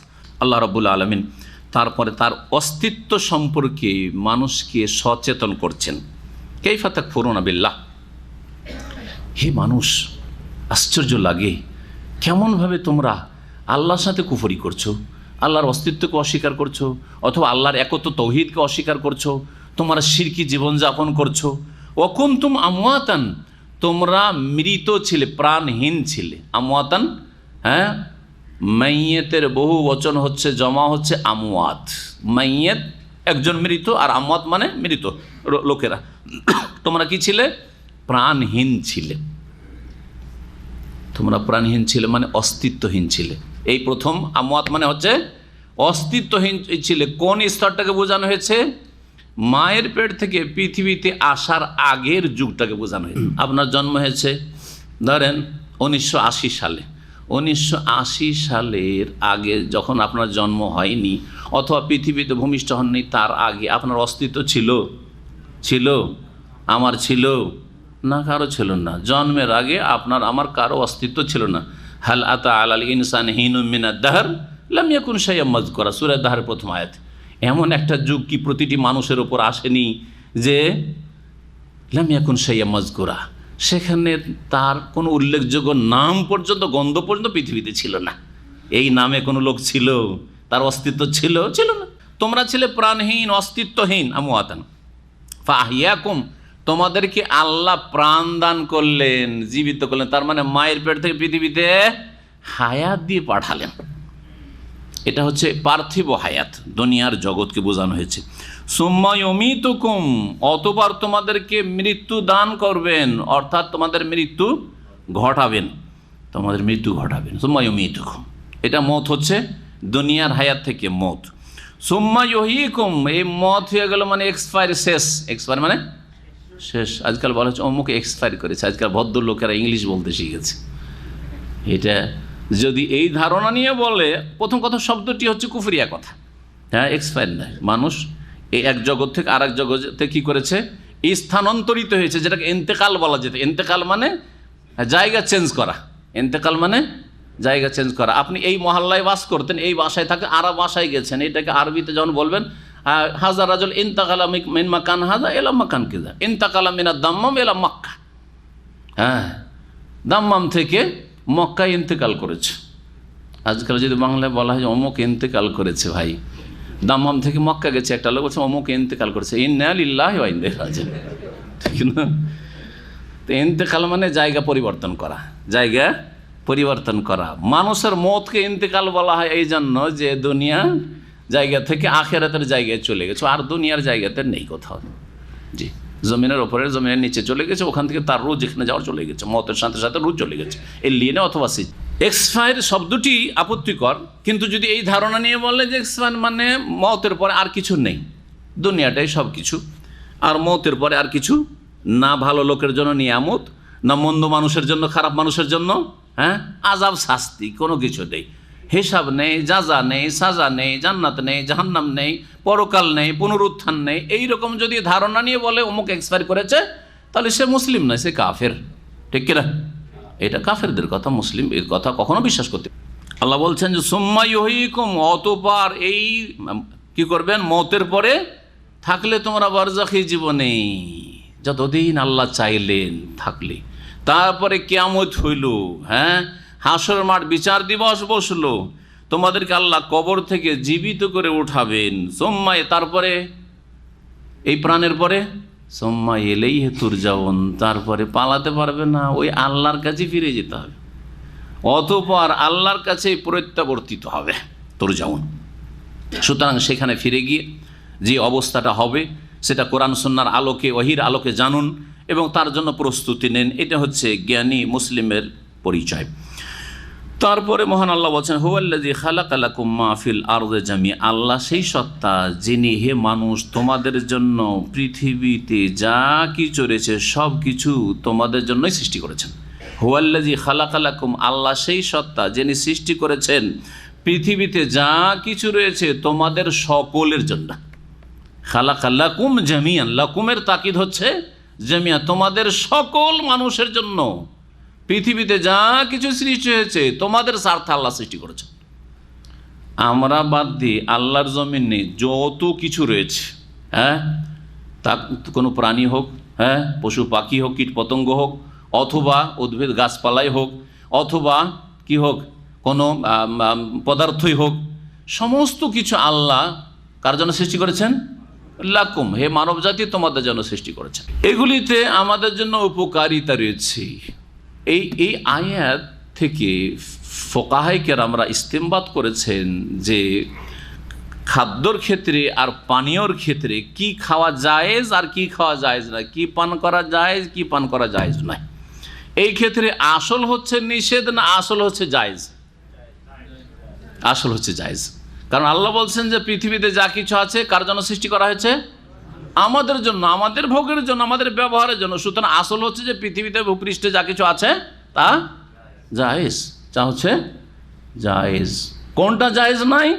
যেখানে আল্লাহ বলছেন এইটা তোমাদের জন্য জায়েজ নয়, হে পুরুষরা তোমাদের জন্য স্বর্ণ অলংকার জায়েজ নয়, হে পুরুষ মহিলারা তোমাদের স্বর্ণের পাত্র জায়েজ নয়, বুঝা গেছে না? চাঁদি জায়েজ নয়, হে মানুষ পুরুষরা তোমাদের জন্য রেশমের কাপড় জায়েজ নয়, ঠিক আছে না? পৃথিবীতে রেশমের কাপড় মহিলার জন্য জায়েজ, পুরুষের রেশম জায়েজ না, ঠিক না? স্বর্ণ মহিলাদের জন্য অলংকার হিসাবে জায়েজ, কিন্তু পুরুষের জন্য জায়েজ নাই। জি, পুরুষের জন্য শুধু একটা আংটি, তাও চাঁদির স্বর্ণের নয়। আমাদের সেটা বেদাতি কথা আছে, ছোটোকালে এই ফতোয়া শুনেছিলাম মূর্খদের কাছ থেকে, রাহ মুসলিম, কোন একজন মুসলিম বর্ণনা করেছে, বুঝছেন না। আমাদের বহু মুসলিম বিদাতে আকিদা রাখে যে পুরুষদের জন্য একটা স্বর্ণের আংটি চলবে। ফতোয়া শুনেছেন না শোনেননি? কেন চলবে? বলছে আমার এক মামা ওই রকম বিয়ে পাস, বিয়ে করেছে, দেখি স্বর্ণের আংটি। তখন আমি মাত্র দুসরি তিসরি জামাতে মিশকাত পড়ি না, বলগোল মারা বা মিশকাত এরকম এতে আছি। বলছে মামা, ছোটো মামা, আমি খুব ছোটো, 13-14 বছর বয়স। বলছে মামা এই তো স্বর্ণের আংটি, স্বর্ণ তো জায়েজ না পুরুষদের জন্য। বলছে মামা তুমি জানো না, আমি যদি বাইরে গিয়ে মরে যাই তো আমার কাফন টাফন কী দিয়ে হবে? ওই তখন এই কথা শুনেছিলাম, এই যে জাহেলদের ফতোয়া। যদি এই ফতোয়া যদি থাকে তাহলে হারাম কাজ করছে, এমন হারাম যেই ব্যক্তি স্বর্ণ ব্যবহার করবে সেই ব্যক্তি জান্নাতের স্বর্ণের নিয়ামত থেকে বঞ্চিত হবে। তার দুটি অর্থ এই হাদিসের, জান্নাতে যাবে না, হ্যাঁ, এই শুধু এই পাপ থাকে তাহলে কিছু কাল, দীর্ঘকাল, তারপরে যাবে হয়তো জাহান্নামে যেতে হবে এই কাবিরা গুনার কারণে। আর না হলে জান্নাতে যদি যায়ও তো আল্লাহ বলে তোকে স্বর্ণ দেবো না, কারণ স্বর্ণ তো দুনিয়াতে যখন ভোগ করে নিয়েছিস, মাল্লা বেসাল হারিরা ফির দুনিয়া লাম ইয়ালবাস হাফিল আখিরা। নবী সাল্লাল্লাহু আলাইহি ওয়াসাল্লাম বলছেন কেউ যদি রেশম, পুরুষ হয়ে রেশম, দুনিয়াতে রেশমের কাপড় পরে, তাহলে আখিরাতে জান্নাত গেলেও রেশমের কাপড় থেকে আল্লাহ বঞ্চিত রাখবেন।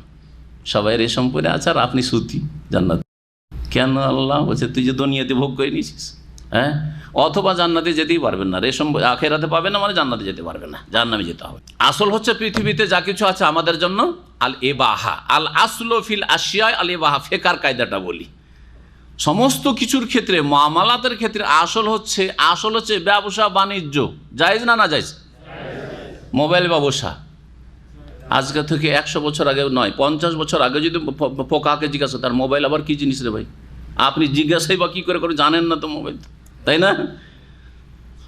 তো কথা হচ্ছে যে আসল হচ্ছে পৃথিবীতে যা কিছু আছে ভোগের সামগ্রী তা হচ্ছে জায়েজ, তবে যদি নাজায়েজের কোনো দলিল কোরআন সুন্নাহয় পাওয়া যায় তখন নাজায়েজ। আসল হচ্ছে সামুদ্রিক প্রাণী, জীবিত প্রাণ আর মৃত, জায়েজ, ঠিক না? যদি আল্লাহ বা তার রাসূল সাল্লাল্লাহু আলাইহি ওয়াসাল্লাম কোনো কিছুকে হারাম না করে থাকেন। তাই হাদিস আছে এই জন্য সাগরে যা কিছু পান হুয়া তুহুর মা ওয়াল হিল্লু মাইতাতুহু, হ্যাঁ, পানির যে কোনো মৃত মরা পেলেও খাওয়া জায়েজ, জি, ঠিক না? পশু পাখির ক্ষেত্রে কায়দা বেঁধে দিয়েছেন, এইরকম পশু হলে খাওয়া জায়েজ নয়, এইরকম পাখি হলে জায়েজ নয়, বাকিগুলো জায়েজ। জি হ্যাঁ, যদি এই কায়দা না বাঁধা থাকতো তাহলে আসল হচ্ছে যে সব কিছু জায়েজ হয়ে যেত, কিন্তু সব কিছু জায়েজ নয়। নতুন নতুন এমন খনিজ সম্পদ আসলো, আজকে না পেট্রোল আছে জানছেন, ডিজেল জানছেন, এমন কিছু আসলো নতুন নাম, কোনো হাদিসেও নাই, আয়াতও নেই, আর ফিকহার কিতাবও নেই। জায়েজ না জায়েজ নয়? আসল হচ্ছে জায়েজ, কিন্তু যদি কোনো দলিল পাওয়া যায় স্পষ্ট অথবা অস্পষ্ট ইস্তেমবাদ করে যে না এটাতে অমুক আপত্তিটা রয়েছে শরীয়তে, সুতরাং জায়েজ হবে না। ইবাদতের ক্ষেত্রে বিপরীত, আসল হচ্ছে যে যেহেতু দিনকে কমপ্লিট করা হয়েছে, সুতরাং ইবাদতের ক্ষেত্রে নবী সাল্লাল্লাহু আলাইহি ওয়াসাল্লাম থেকে প্রমাণ দিতে হবে না। যদি প্রমাণ না দিতে পারেন আসল হচ্ছে নাজায়েজ। আল আসলু ফিল ইবাদাতে আত-তাওকিফ, আপনাকে থামতে হবে যেখানে রাসূলুল্লাহ সাল্লাল্লাহু আলাইহি ওয়াসাল্লাম থেমে গেছেন। দিনে ফরজ নামাজের জন্য 5টা আজান, ঠিক কিনা? নবী সাল্লাল্লাহু আলাইহি ওয়াসাল্লাম সাহাবীরা এখানে থেমেছেন না থামেননি? আপনি যদি বলেন আজান দেওয়া ভালো কাজ না মন্দ কাজ, ভালো কাজ না মন্দ কাজ? ভালো কাজ, এই কথাটা ঠিক। আজান দেওয়া যখন মন্দ কাজ, আমি গত সপ্তাহে কিন্তু শুবহাত সংশয় বুঝাইতে গিয়ে এই উদাহরণগুলো দিয়েছিলাম। যখন আজান দেওয়া ভালো কাজ, আজান দিলে শয়তান পালাই কি পালাই না? পালাই, এইটা তো একমত আমরা। যখন একমত, তাহলে আমরা দিনে মাত্র 5 বার কেন আজান দেবো? 10 বার আজান দিয়ে বেশি করে শয়তান তাড়াবো, এই কথাটা বাতিল কি না? এইটা হচ্ছে সংশয়, শুবহাতের রোগ, এই হচ্ছে সংশয়ের রোগ। এইরকমই চোরের হাত কাটা ভালো কাজ না মন্দ কাজ? ভালো কাজ। চোরের হাত কাটা উচিত কি উচিত নাই? ফরজ কি ফরজ নাই? হ্যাঁ ফরজ। হ্যাঁ ফরজ যখন, তাহলে আমরা হাত কাটবো? হ্যাঁ আমরা বল প্রয়োগ করব?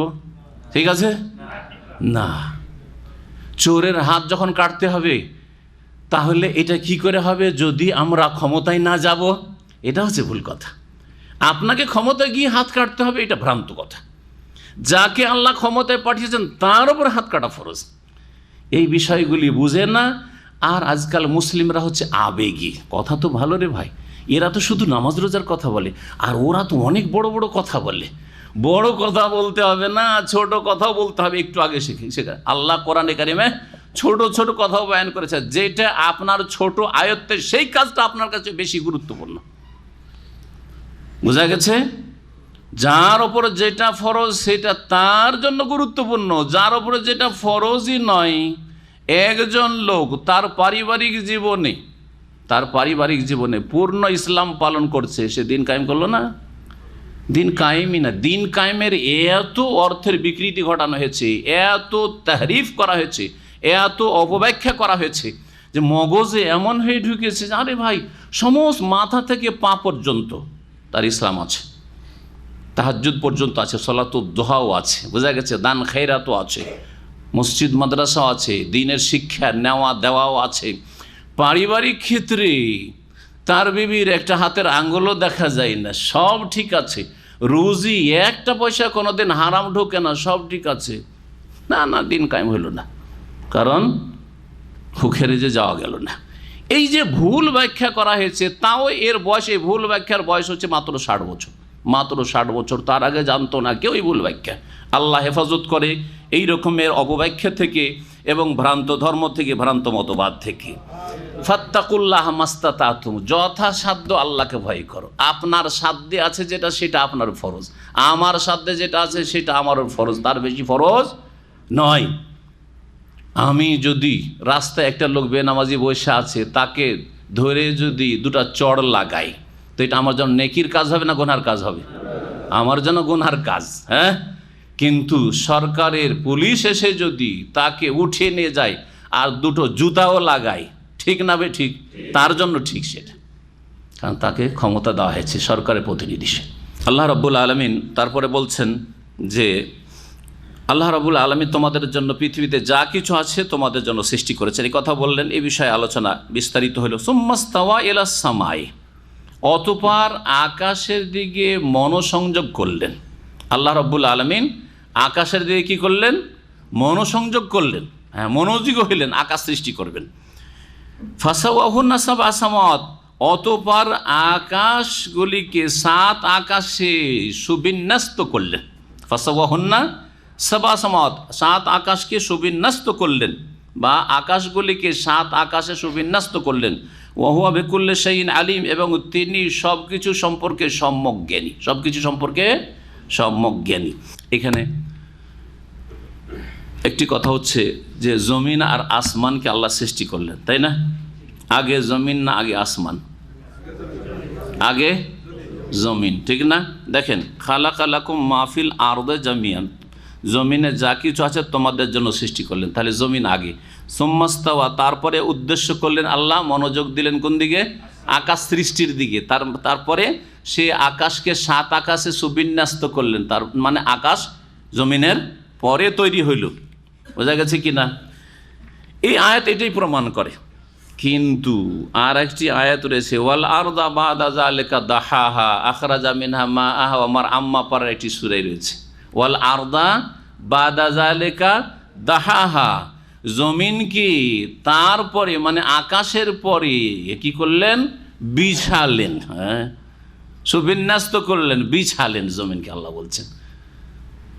এই আয়াত দিয়ে যদি বুঝেন যে জমিনকে সৃষ্টি করলেন বাদা জালিকা, তারপরে মানে আকাশের পরে, তাহলে উল্টো হয়ে গেল না? উল্টো হলো না? হলো না? আগে কি বললাম যে আল্লাহ আগে জমিনকে সৃষ্টি করেছেন, আর এই আয়াতে বলছেন ওয়াল আরদা বাদা জালিকা, জমিনকে তারপরে মানে আকাশের পরে দাহাহা বিছালেন। আল্লাহ রাব্বুল আলামিন দাহা মানে ফারাসাহা, বিছালেন, বসবাসযোগ্য করলেন। এই দুই আয়াতে বাহ্যিক মনে হচ্ছে দ্বন্দ্ব আছে, না দ্বন্দ্ব নেই। ইমাম ইবনে কাসির রাহমাতুল্লাহ আলাইহি তার ভাষায় শোনাচ্ছি, এবং তিনি সহিহ বুখারী থেকে নকল করেছেন। আগে জমিন তৈরি হয়েছে, তারপরে আসমান। জমিন তৈরি হওয়ার পরে এইরকম বিছানো ছিল না, জমিন ভাঁজকৃত ছিল। তারপরে জমিনকে আল্লাহ কী করেছেন?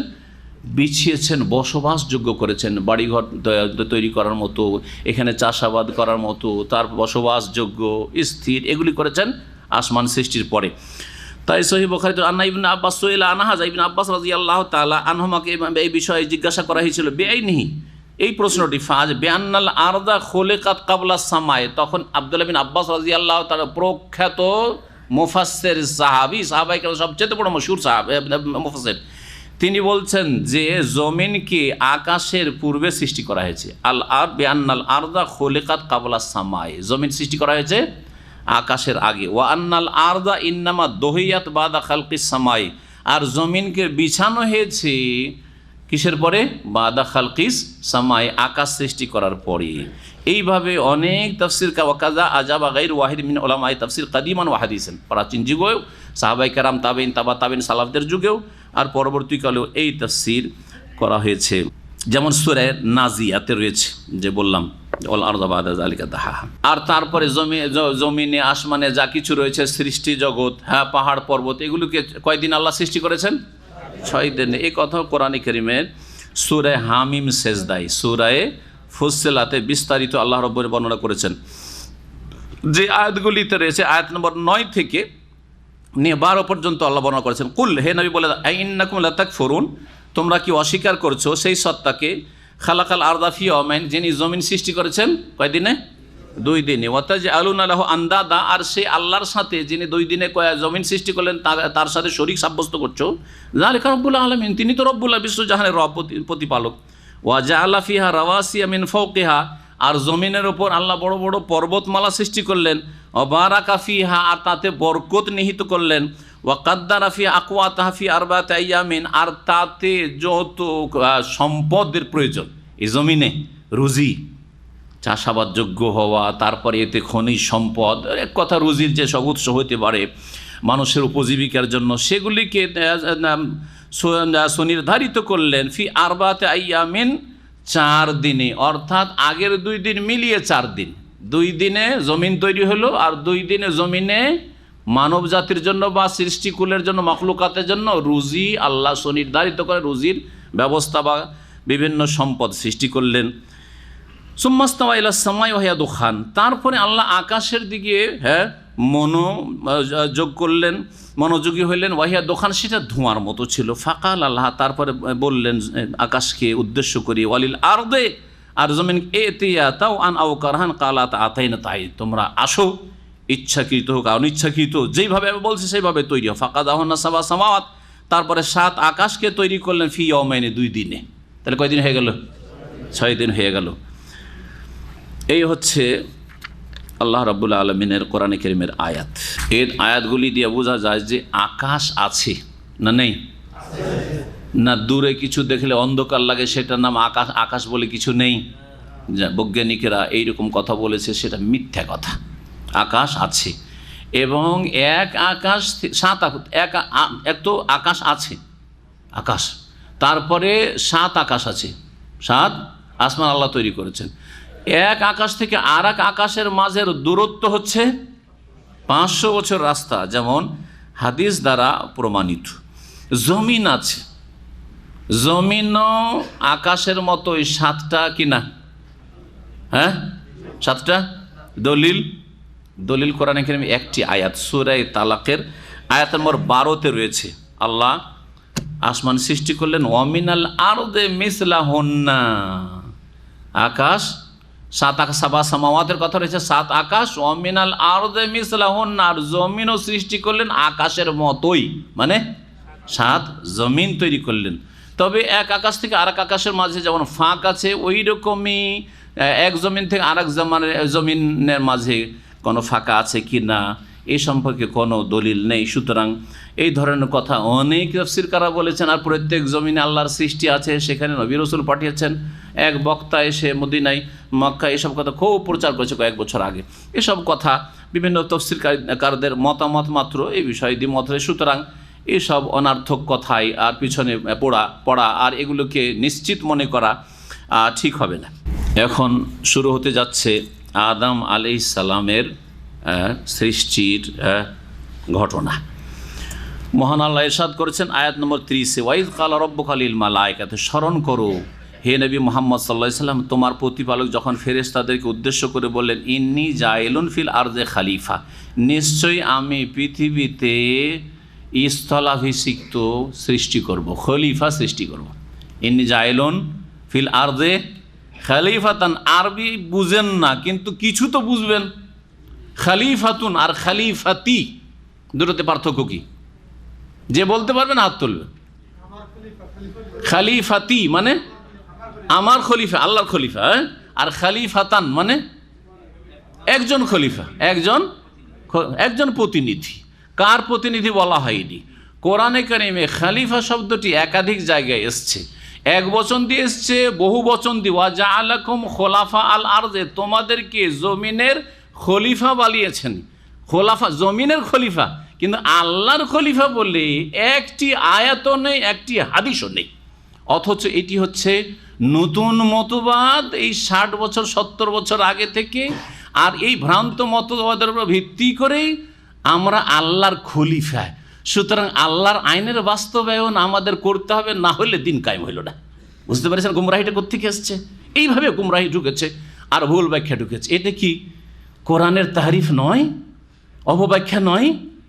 আল্লাহ বলছেন খলিফাতান, আর তর্জমা করছে কি আমার খলিফা, আল্লাহর খলিফা। বান্দা হচ্ছে আল্লাহর খলিফা। দেখান দলিল থাকলে, একটি আয়াত বেশি নয়, একটি হাদিস সহিহ হাদিস বেশি নয়। আর যদি না থাকে তো এখনও সবাইকে, তাদের ওপর থেকে নিচের সকল স্তরের মানুষকে, আর তাদের যারা প্রবক্তা তাদেরকে, তাদের স্কলার তাদেরকে দাওয়াত দিচ্ছি, তওবা করে ফিরে আসেন কোরআন সুন্নাহর দিকে, সহিহ আকীদার দিকে, সালাফে সালেহিনের মানহাজের দিকে। নবী মুহাম্মদ রাসূলুল্লাহ সাল্লাল্লাহু আলাইহি ওয়াসাল্লাম যেই দিন ছেড়ে গেছেন সেই দিনের দিকে ফিরে আসেন। আল্লাহ যেন তওবা করার তৌফিক দান করেন।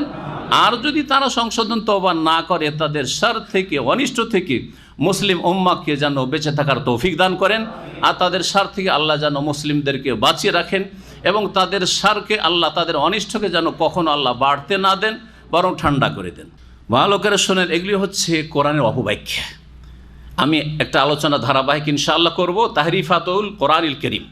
মুসলিম জাতির বিভিন্ন বিদআতপন্থীরা, ভ্রান্ত মতবাদে বিশ্বাসীরা কোরআনের যে অর্থের অপব্যাখ্যা করেছে, তাহরিফ করেছে, এর নজিরগুলো মাঝে মধ্যে ছড়িয়েছে। এটা মাঝে মধ্যে আলোচনা করছি, ধারাবাহিক আলোচনা করব, যাতে করে বিদআতীদের মুখোশ খুলে, ভ্রান্ত মতবাদী বিশ্বাসের মুখোশ খুলে, এবং তারা কোনখানে গিয়ে কানাকে হাইকোর্ট দেখিয়ে দিচ্ছে, জনগণকে ধোঁকা দিচ্ছে, এগুলি যাতে করে বুঝতে পারে। আল্লাহ যদি তৌফিক দেন ইনশাআল্লাহ তাআলা করব। এই যে তার মধ্যে একটি জায়গা হচ্ছে এই খলিফা। আল্লাহ বলছেন আমি একজন খলিফা তৈরি করব। এখন আমি যদি বলি তো বলুন আপনি আবার কোন মুফাসসির হলেন? আমি মুফাসসির না, আমি একজন তালেবে ইলম হাসিল করার চেষ্টা করি, এখনও পড়াশোনা করি। ইমাম ইবনে কাসির তো মুফাসসির আপনাদের কাছে, ঠিক না? ইমাম ইবনে কাসিরের তাফসীর কোরআন দিয়ে কোরআনের তাফসীর, কোরআন দিয়ে হাদিসের তাফসীর।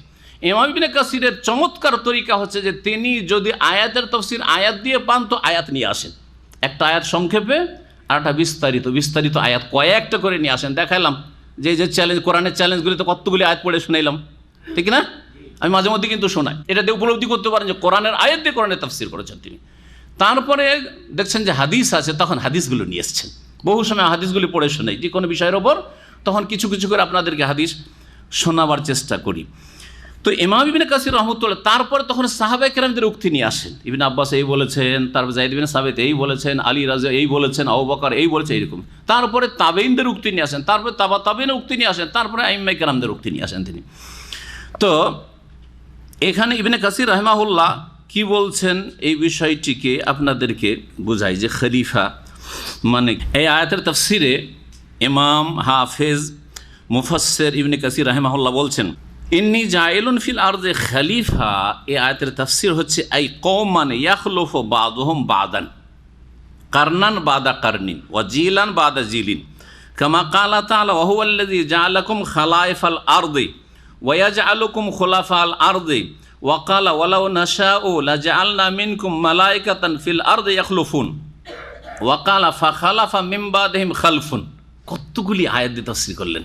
এই খলিফার তাফসির করতে গিয়ে একটি আয়াত, দুইটি আয়াত, 3, 4টি আয়াত তিনি পেশ করেছেন এই একটি আয়াতে তাফসির করতে গিয়ে। তাফসিরটা কি শোনেন, ইন্নী জাইলুন ফিল আরদি, আল্লাহ ঘোষণা করলেন যে আমি জমিনে পৃথিবীতে কি তৈরি করব? খলিফা সৃষ্টি করতে চাইছি, করব। খলিফা অর্থাৎ এমন এক জাতিকে সৃষ্টি করব, ইয়াখলুফু বাদুহুম বাদা, যারা একজন আরেকজনের স্থলাভিষিক্ত হবে, এক দল আর এক দলের জানাসীন হবে। জানাসীন মানে তার স্থান দখল করবে। কারনান বাদা কারন বাদহম বাদান, কারনান বাদা কারনিন, যুগের পর যুগে এক যুগের লোক যাবে, হ্যাঁ, আরেক যুগের লোক আসবে। যখন দাদা আমল শেষ হয়েছে, বাপের আমল শুরু হয়েছে, বাপেরা বাপ চাচারা সব শেষ হয়ে গেল, তখন আমাদের যুগ আসলো, আমাদের যুগের সমাপ্তি ঘটছে, আবার আমার ছেলেদের যুগ আসছে। বুঝা গেছে না? জিলান বাদা জিলিন, এবং প্রজন্মের পর প্রজন্ম, এক প্রজন্ম শেষ আর এক প্রজন্ম আসলো, এইভাবে এক যুগ শেষ, 100 বছর শেষ, আর এক নতুন বছর। বিংশ শতাব্দী শেষ হলো, একবিংশ শতাব্দী শুরু হলো, একবিংশ শতাব্দী শেষ হলো, তারপরে আবার নতুন শতাব্দী শুরু হলো। এইরকম যেমন আল্লাহ বলছেন ওয়াহুয়াল্লাযী জাআলাকুম খালাইফাল আরদি, আল্লাহ সেই সত্তা যিনি তোমাদেরকে জমিনের খলিফা করেছেন। তাহলে এখানে বহু বচন আছে, শুধু আদমকে বলা হয়নি। কি বলা হয়েছে? তোমাদেরকে জমিনের কি করেছেন? খলিফা করেছেন। জমিনে তোমরা একে অপরের খলিফা হবে। আমরা খলিফা হই না। খলিফা মানে স্থলাভিষিক্ত হওয়া। বাপ মারা গেছে, বাড়ির মালিক কে? বাপের একটা ছেলে, সেই মালিক হয়ে গেল। বাপের 2 ছেলে ভাগ করে নিল, হ্যাঁ, বাপের ছেলে মেয়ে সবাই আছে, সব ভাগাভাগি করে নিল, তারা স্থলাভিষিক্ত হইল না? এখন এই বাড়ির মালিক কে? অমুক তো মারা গেছেন, অমুকের ছেলেরাই এখন বাড়ির মালিক আছে। এটা হচ্ছে খলিফা হওয়া। এটা হচ্ছে একটি তাফসির, যেটা প্রসিদ্ধ তাফসির, এবং ইমাম ইবনে কাসির নিজের কিতাব বর্ণনা করেছেন। আর একটি তাফসির এখানে উল্লেখ করেনি তিনি, সেটাও বলে দিই, ইন্নী জাইলুন ফিল আরদি খলিফা, আমি জমিনে স্থলাভিষিক্ত খলিফা তো সৃষ্টি করব। অর্থাৎ তার আগে জিনেরাকে আল্লাহ সৃষ্টি করেছিলেন, জিনদের স্থলাভিষিক্ত, এখন জিনেরা জমিন আবাদ করবে না। জিনেরা খোলা মাঠ পেয়েছিল, খোলা জমিন পেয়েছিল, আর অবাধে তারা চলাফেরা করছিল, আর সেখানে বিশৃঙ্খলা সৃষ্টি করছিল, সেখানে তারা কলহ মাতিয়ে রেখেছিল, সেখানে তারা খোনাখুনি করছিল না। এদেরকে সরিয়ে দিয়ে এদের চাইতেও ভালো জাতিকে তৈরি করব, তারা হচ্ছে সম্মানিত আদম সন্তান বনি আদম। ওয়ালাকাদ কাররামনা বনি আদম, নিশ্চয় আমি সম্মানিত করেছি আদম সন্তানকে। তো তাহলে এখানে জিনদের জায়গায় আমাদেরকে তাদের খলিফা বানা হয়েছে জমির। জিন আবাদ করতো কারা আমাদের আগে? আদম আলাইহিস সালামের আগে জিনেরা আবাদ করতো। জিনেরাকে আল্লাহ রাব্বুল আলামিন সরিয়ে দিয়ে এই জমিন আবাদকারী বানিয়েছেন মানব জাতিকে। তাহলে আশা করি খলিফার অর্থ বুঝে গেছেন। আর বলবেন না যে আমরা আল্লাহর খলিফা, আল্লাহর খলিফা, এসব ভ্রান্ত কথা বলবেন না। কারণ দেখেন, মিথ্যা কথার একটা দোষ কি জানেন? মিথ্যা কথাকে 10 জন যদি বলতে থাকে, তো এটা কিছুদিন পরে সত্যতে পরিণত হয়ে যায়। হয় না? হয় না? হয়। জি, এই যে আজকাল সন্ত্রাসী কথাটি এসছে, সন্ত্রাসী মানে মুসলিম, সন্ত্রাসী মানে মুসলিম। এত করে প্রচার মাধ্যমে রটিয়েছে, প্রোপাগান্ডা করেছে যে সন্ত্রাসী, অমুক জায়গায় একজন সন্ত্রাসী ধরা পড়েছে। যদি কোনো প্রচার মাধ্যমে বললেই কোন জাতির বলার দরকারই নেই। কি বুঝে নেই সবাই? কোনো মুসলিম ধরা পড়েছে, তাই না? সন্ত্রাসী শুধু মুসলিম নাকি? সন্ত্রাসীর কোনো ধর্ম আছে নাকি? সন্ত্রাসী কাকে বলে? যে অন্যায়ভাবে ভীত সন্ত্রস্ত করে। অন্যায়ভাবে, ন্যায়ভাবে না, ন্যায়সঙ্গত আপনার বাড়ি দখল করতে এসছে, তো ভীত সন্ত্রস্ত না করলে পালাবে? আপনার বাড়ি দখল করছে, আপনার জমি দখল করছে, তাহলে তাদেরকে ভয় দেখাতে, তাহলে না ছেড়ে পালাবে। হ্যাঁ, আপনার টাকা পয়সা সব কিছু ডাকাতি করে নিয়ে যাচ্ছে, যদি তাদের ভয় দেখাতে পারেন, তার বলছেন না ভাই আমি সন্ত্রাসী হব না, তোরা নিয়ে যাবি যা। করবেন? কোনো বোকা লোক আছেন এরকম? তাহলে তাদেরকে ভীত সন্ত্রস্ত করতে হবে, ডাকাতদেরকে। তো তখন আপনি সন্ত্রাসী হবেন না, আপনি তখন সন্ত্রাসী। সন্ত্রাসীর সংজ্ঞা হচ্ছে যেই ব্যক্তি অন্যায়ভাবে মানুষকে কি করে? ভীত সন্ত্রস্ত করে, সে হচ্ছে সন্ত্রাসী। সেটা মুসলিমও হইতে পারে, সেটা ইহুদিও হইতে পারে, সেটা খ্রিস্টানও হইতে পারে, সেটা হিন্দু হইতে পারে। কখনো শুনলাম যে গান্ধীজিকে হত্যা করলো সে সন্ত্রাসী, ইন্দিরাকে হত্যা করলো সে সন্ত্রাসী। কখনো শুনবেন না যে সে হিটলার হচ্ছে সন্ত্রাসী, অথচ 60 লক্ষ ইহুদিকে খুন করলো। কখনো শুন না যে স্টালিন যে কমিউনিস্ট, লক্ষ লক্ষ মুসলিমকে ধরে ধরে জবাই করেছে, সেই মালাউন অভিশপ্ত। কখনো শুনলেন না কোনো প্রচার মাধ্যমে যে স্টালিন হচ্ছে সন্ত্রাসী। সন্ত্রাসী মানে হচ্ছে মুসলিম। মিথ্যাকে বেশি বেশি বললে সেটা সত্যে পরিণত হয়ে যায়। তার একটি প্রমাণ যে মানুষ হচ্ছে আল্লাহর খলিফা। এটা এমনভাবে প্রোপাগান্ডা করা হয়েছে যে মানুষকে আল্লাহর খলিফা বানিয়ে দিচ্ছে। এখন আল্লাহ যখন খলিফা হয়ে গেলাম, তো আমাকে এখন বল প্রয়োগ করতে হবে, ক্ষমতা হাতে নিতে হবে, নাহলে তো দিন কায়েমি হইল না।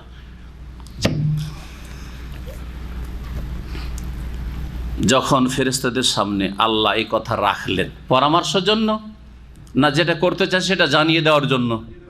জানিয়ে দেওয়ার জন্য। আল্লাহ কারোর সাথে পরামর্শ করার প্রয়োজন মনে করেন না, তিনি সৃষ্টিকর্তা। ফাআলুল লিমা ইউরিদ, যা চাইবেন তিনি সৃষ্টি করবেন, এবং তিনি জানেন যে কোন সৃষ্টিতে কল্যাণ রয়েছে।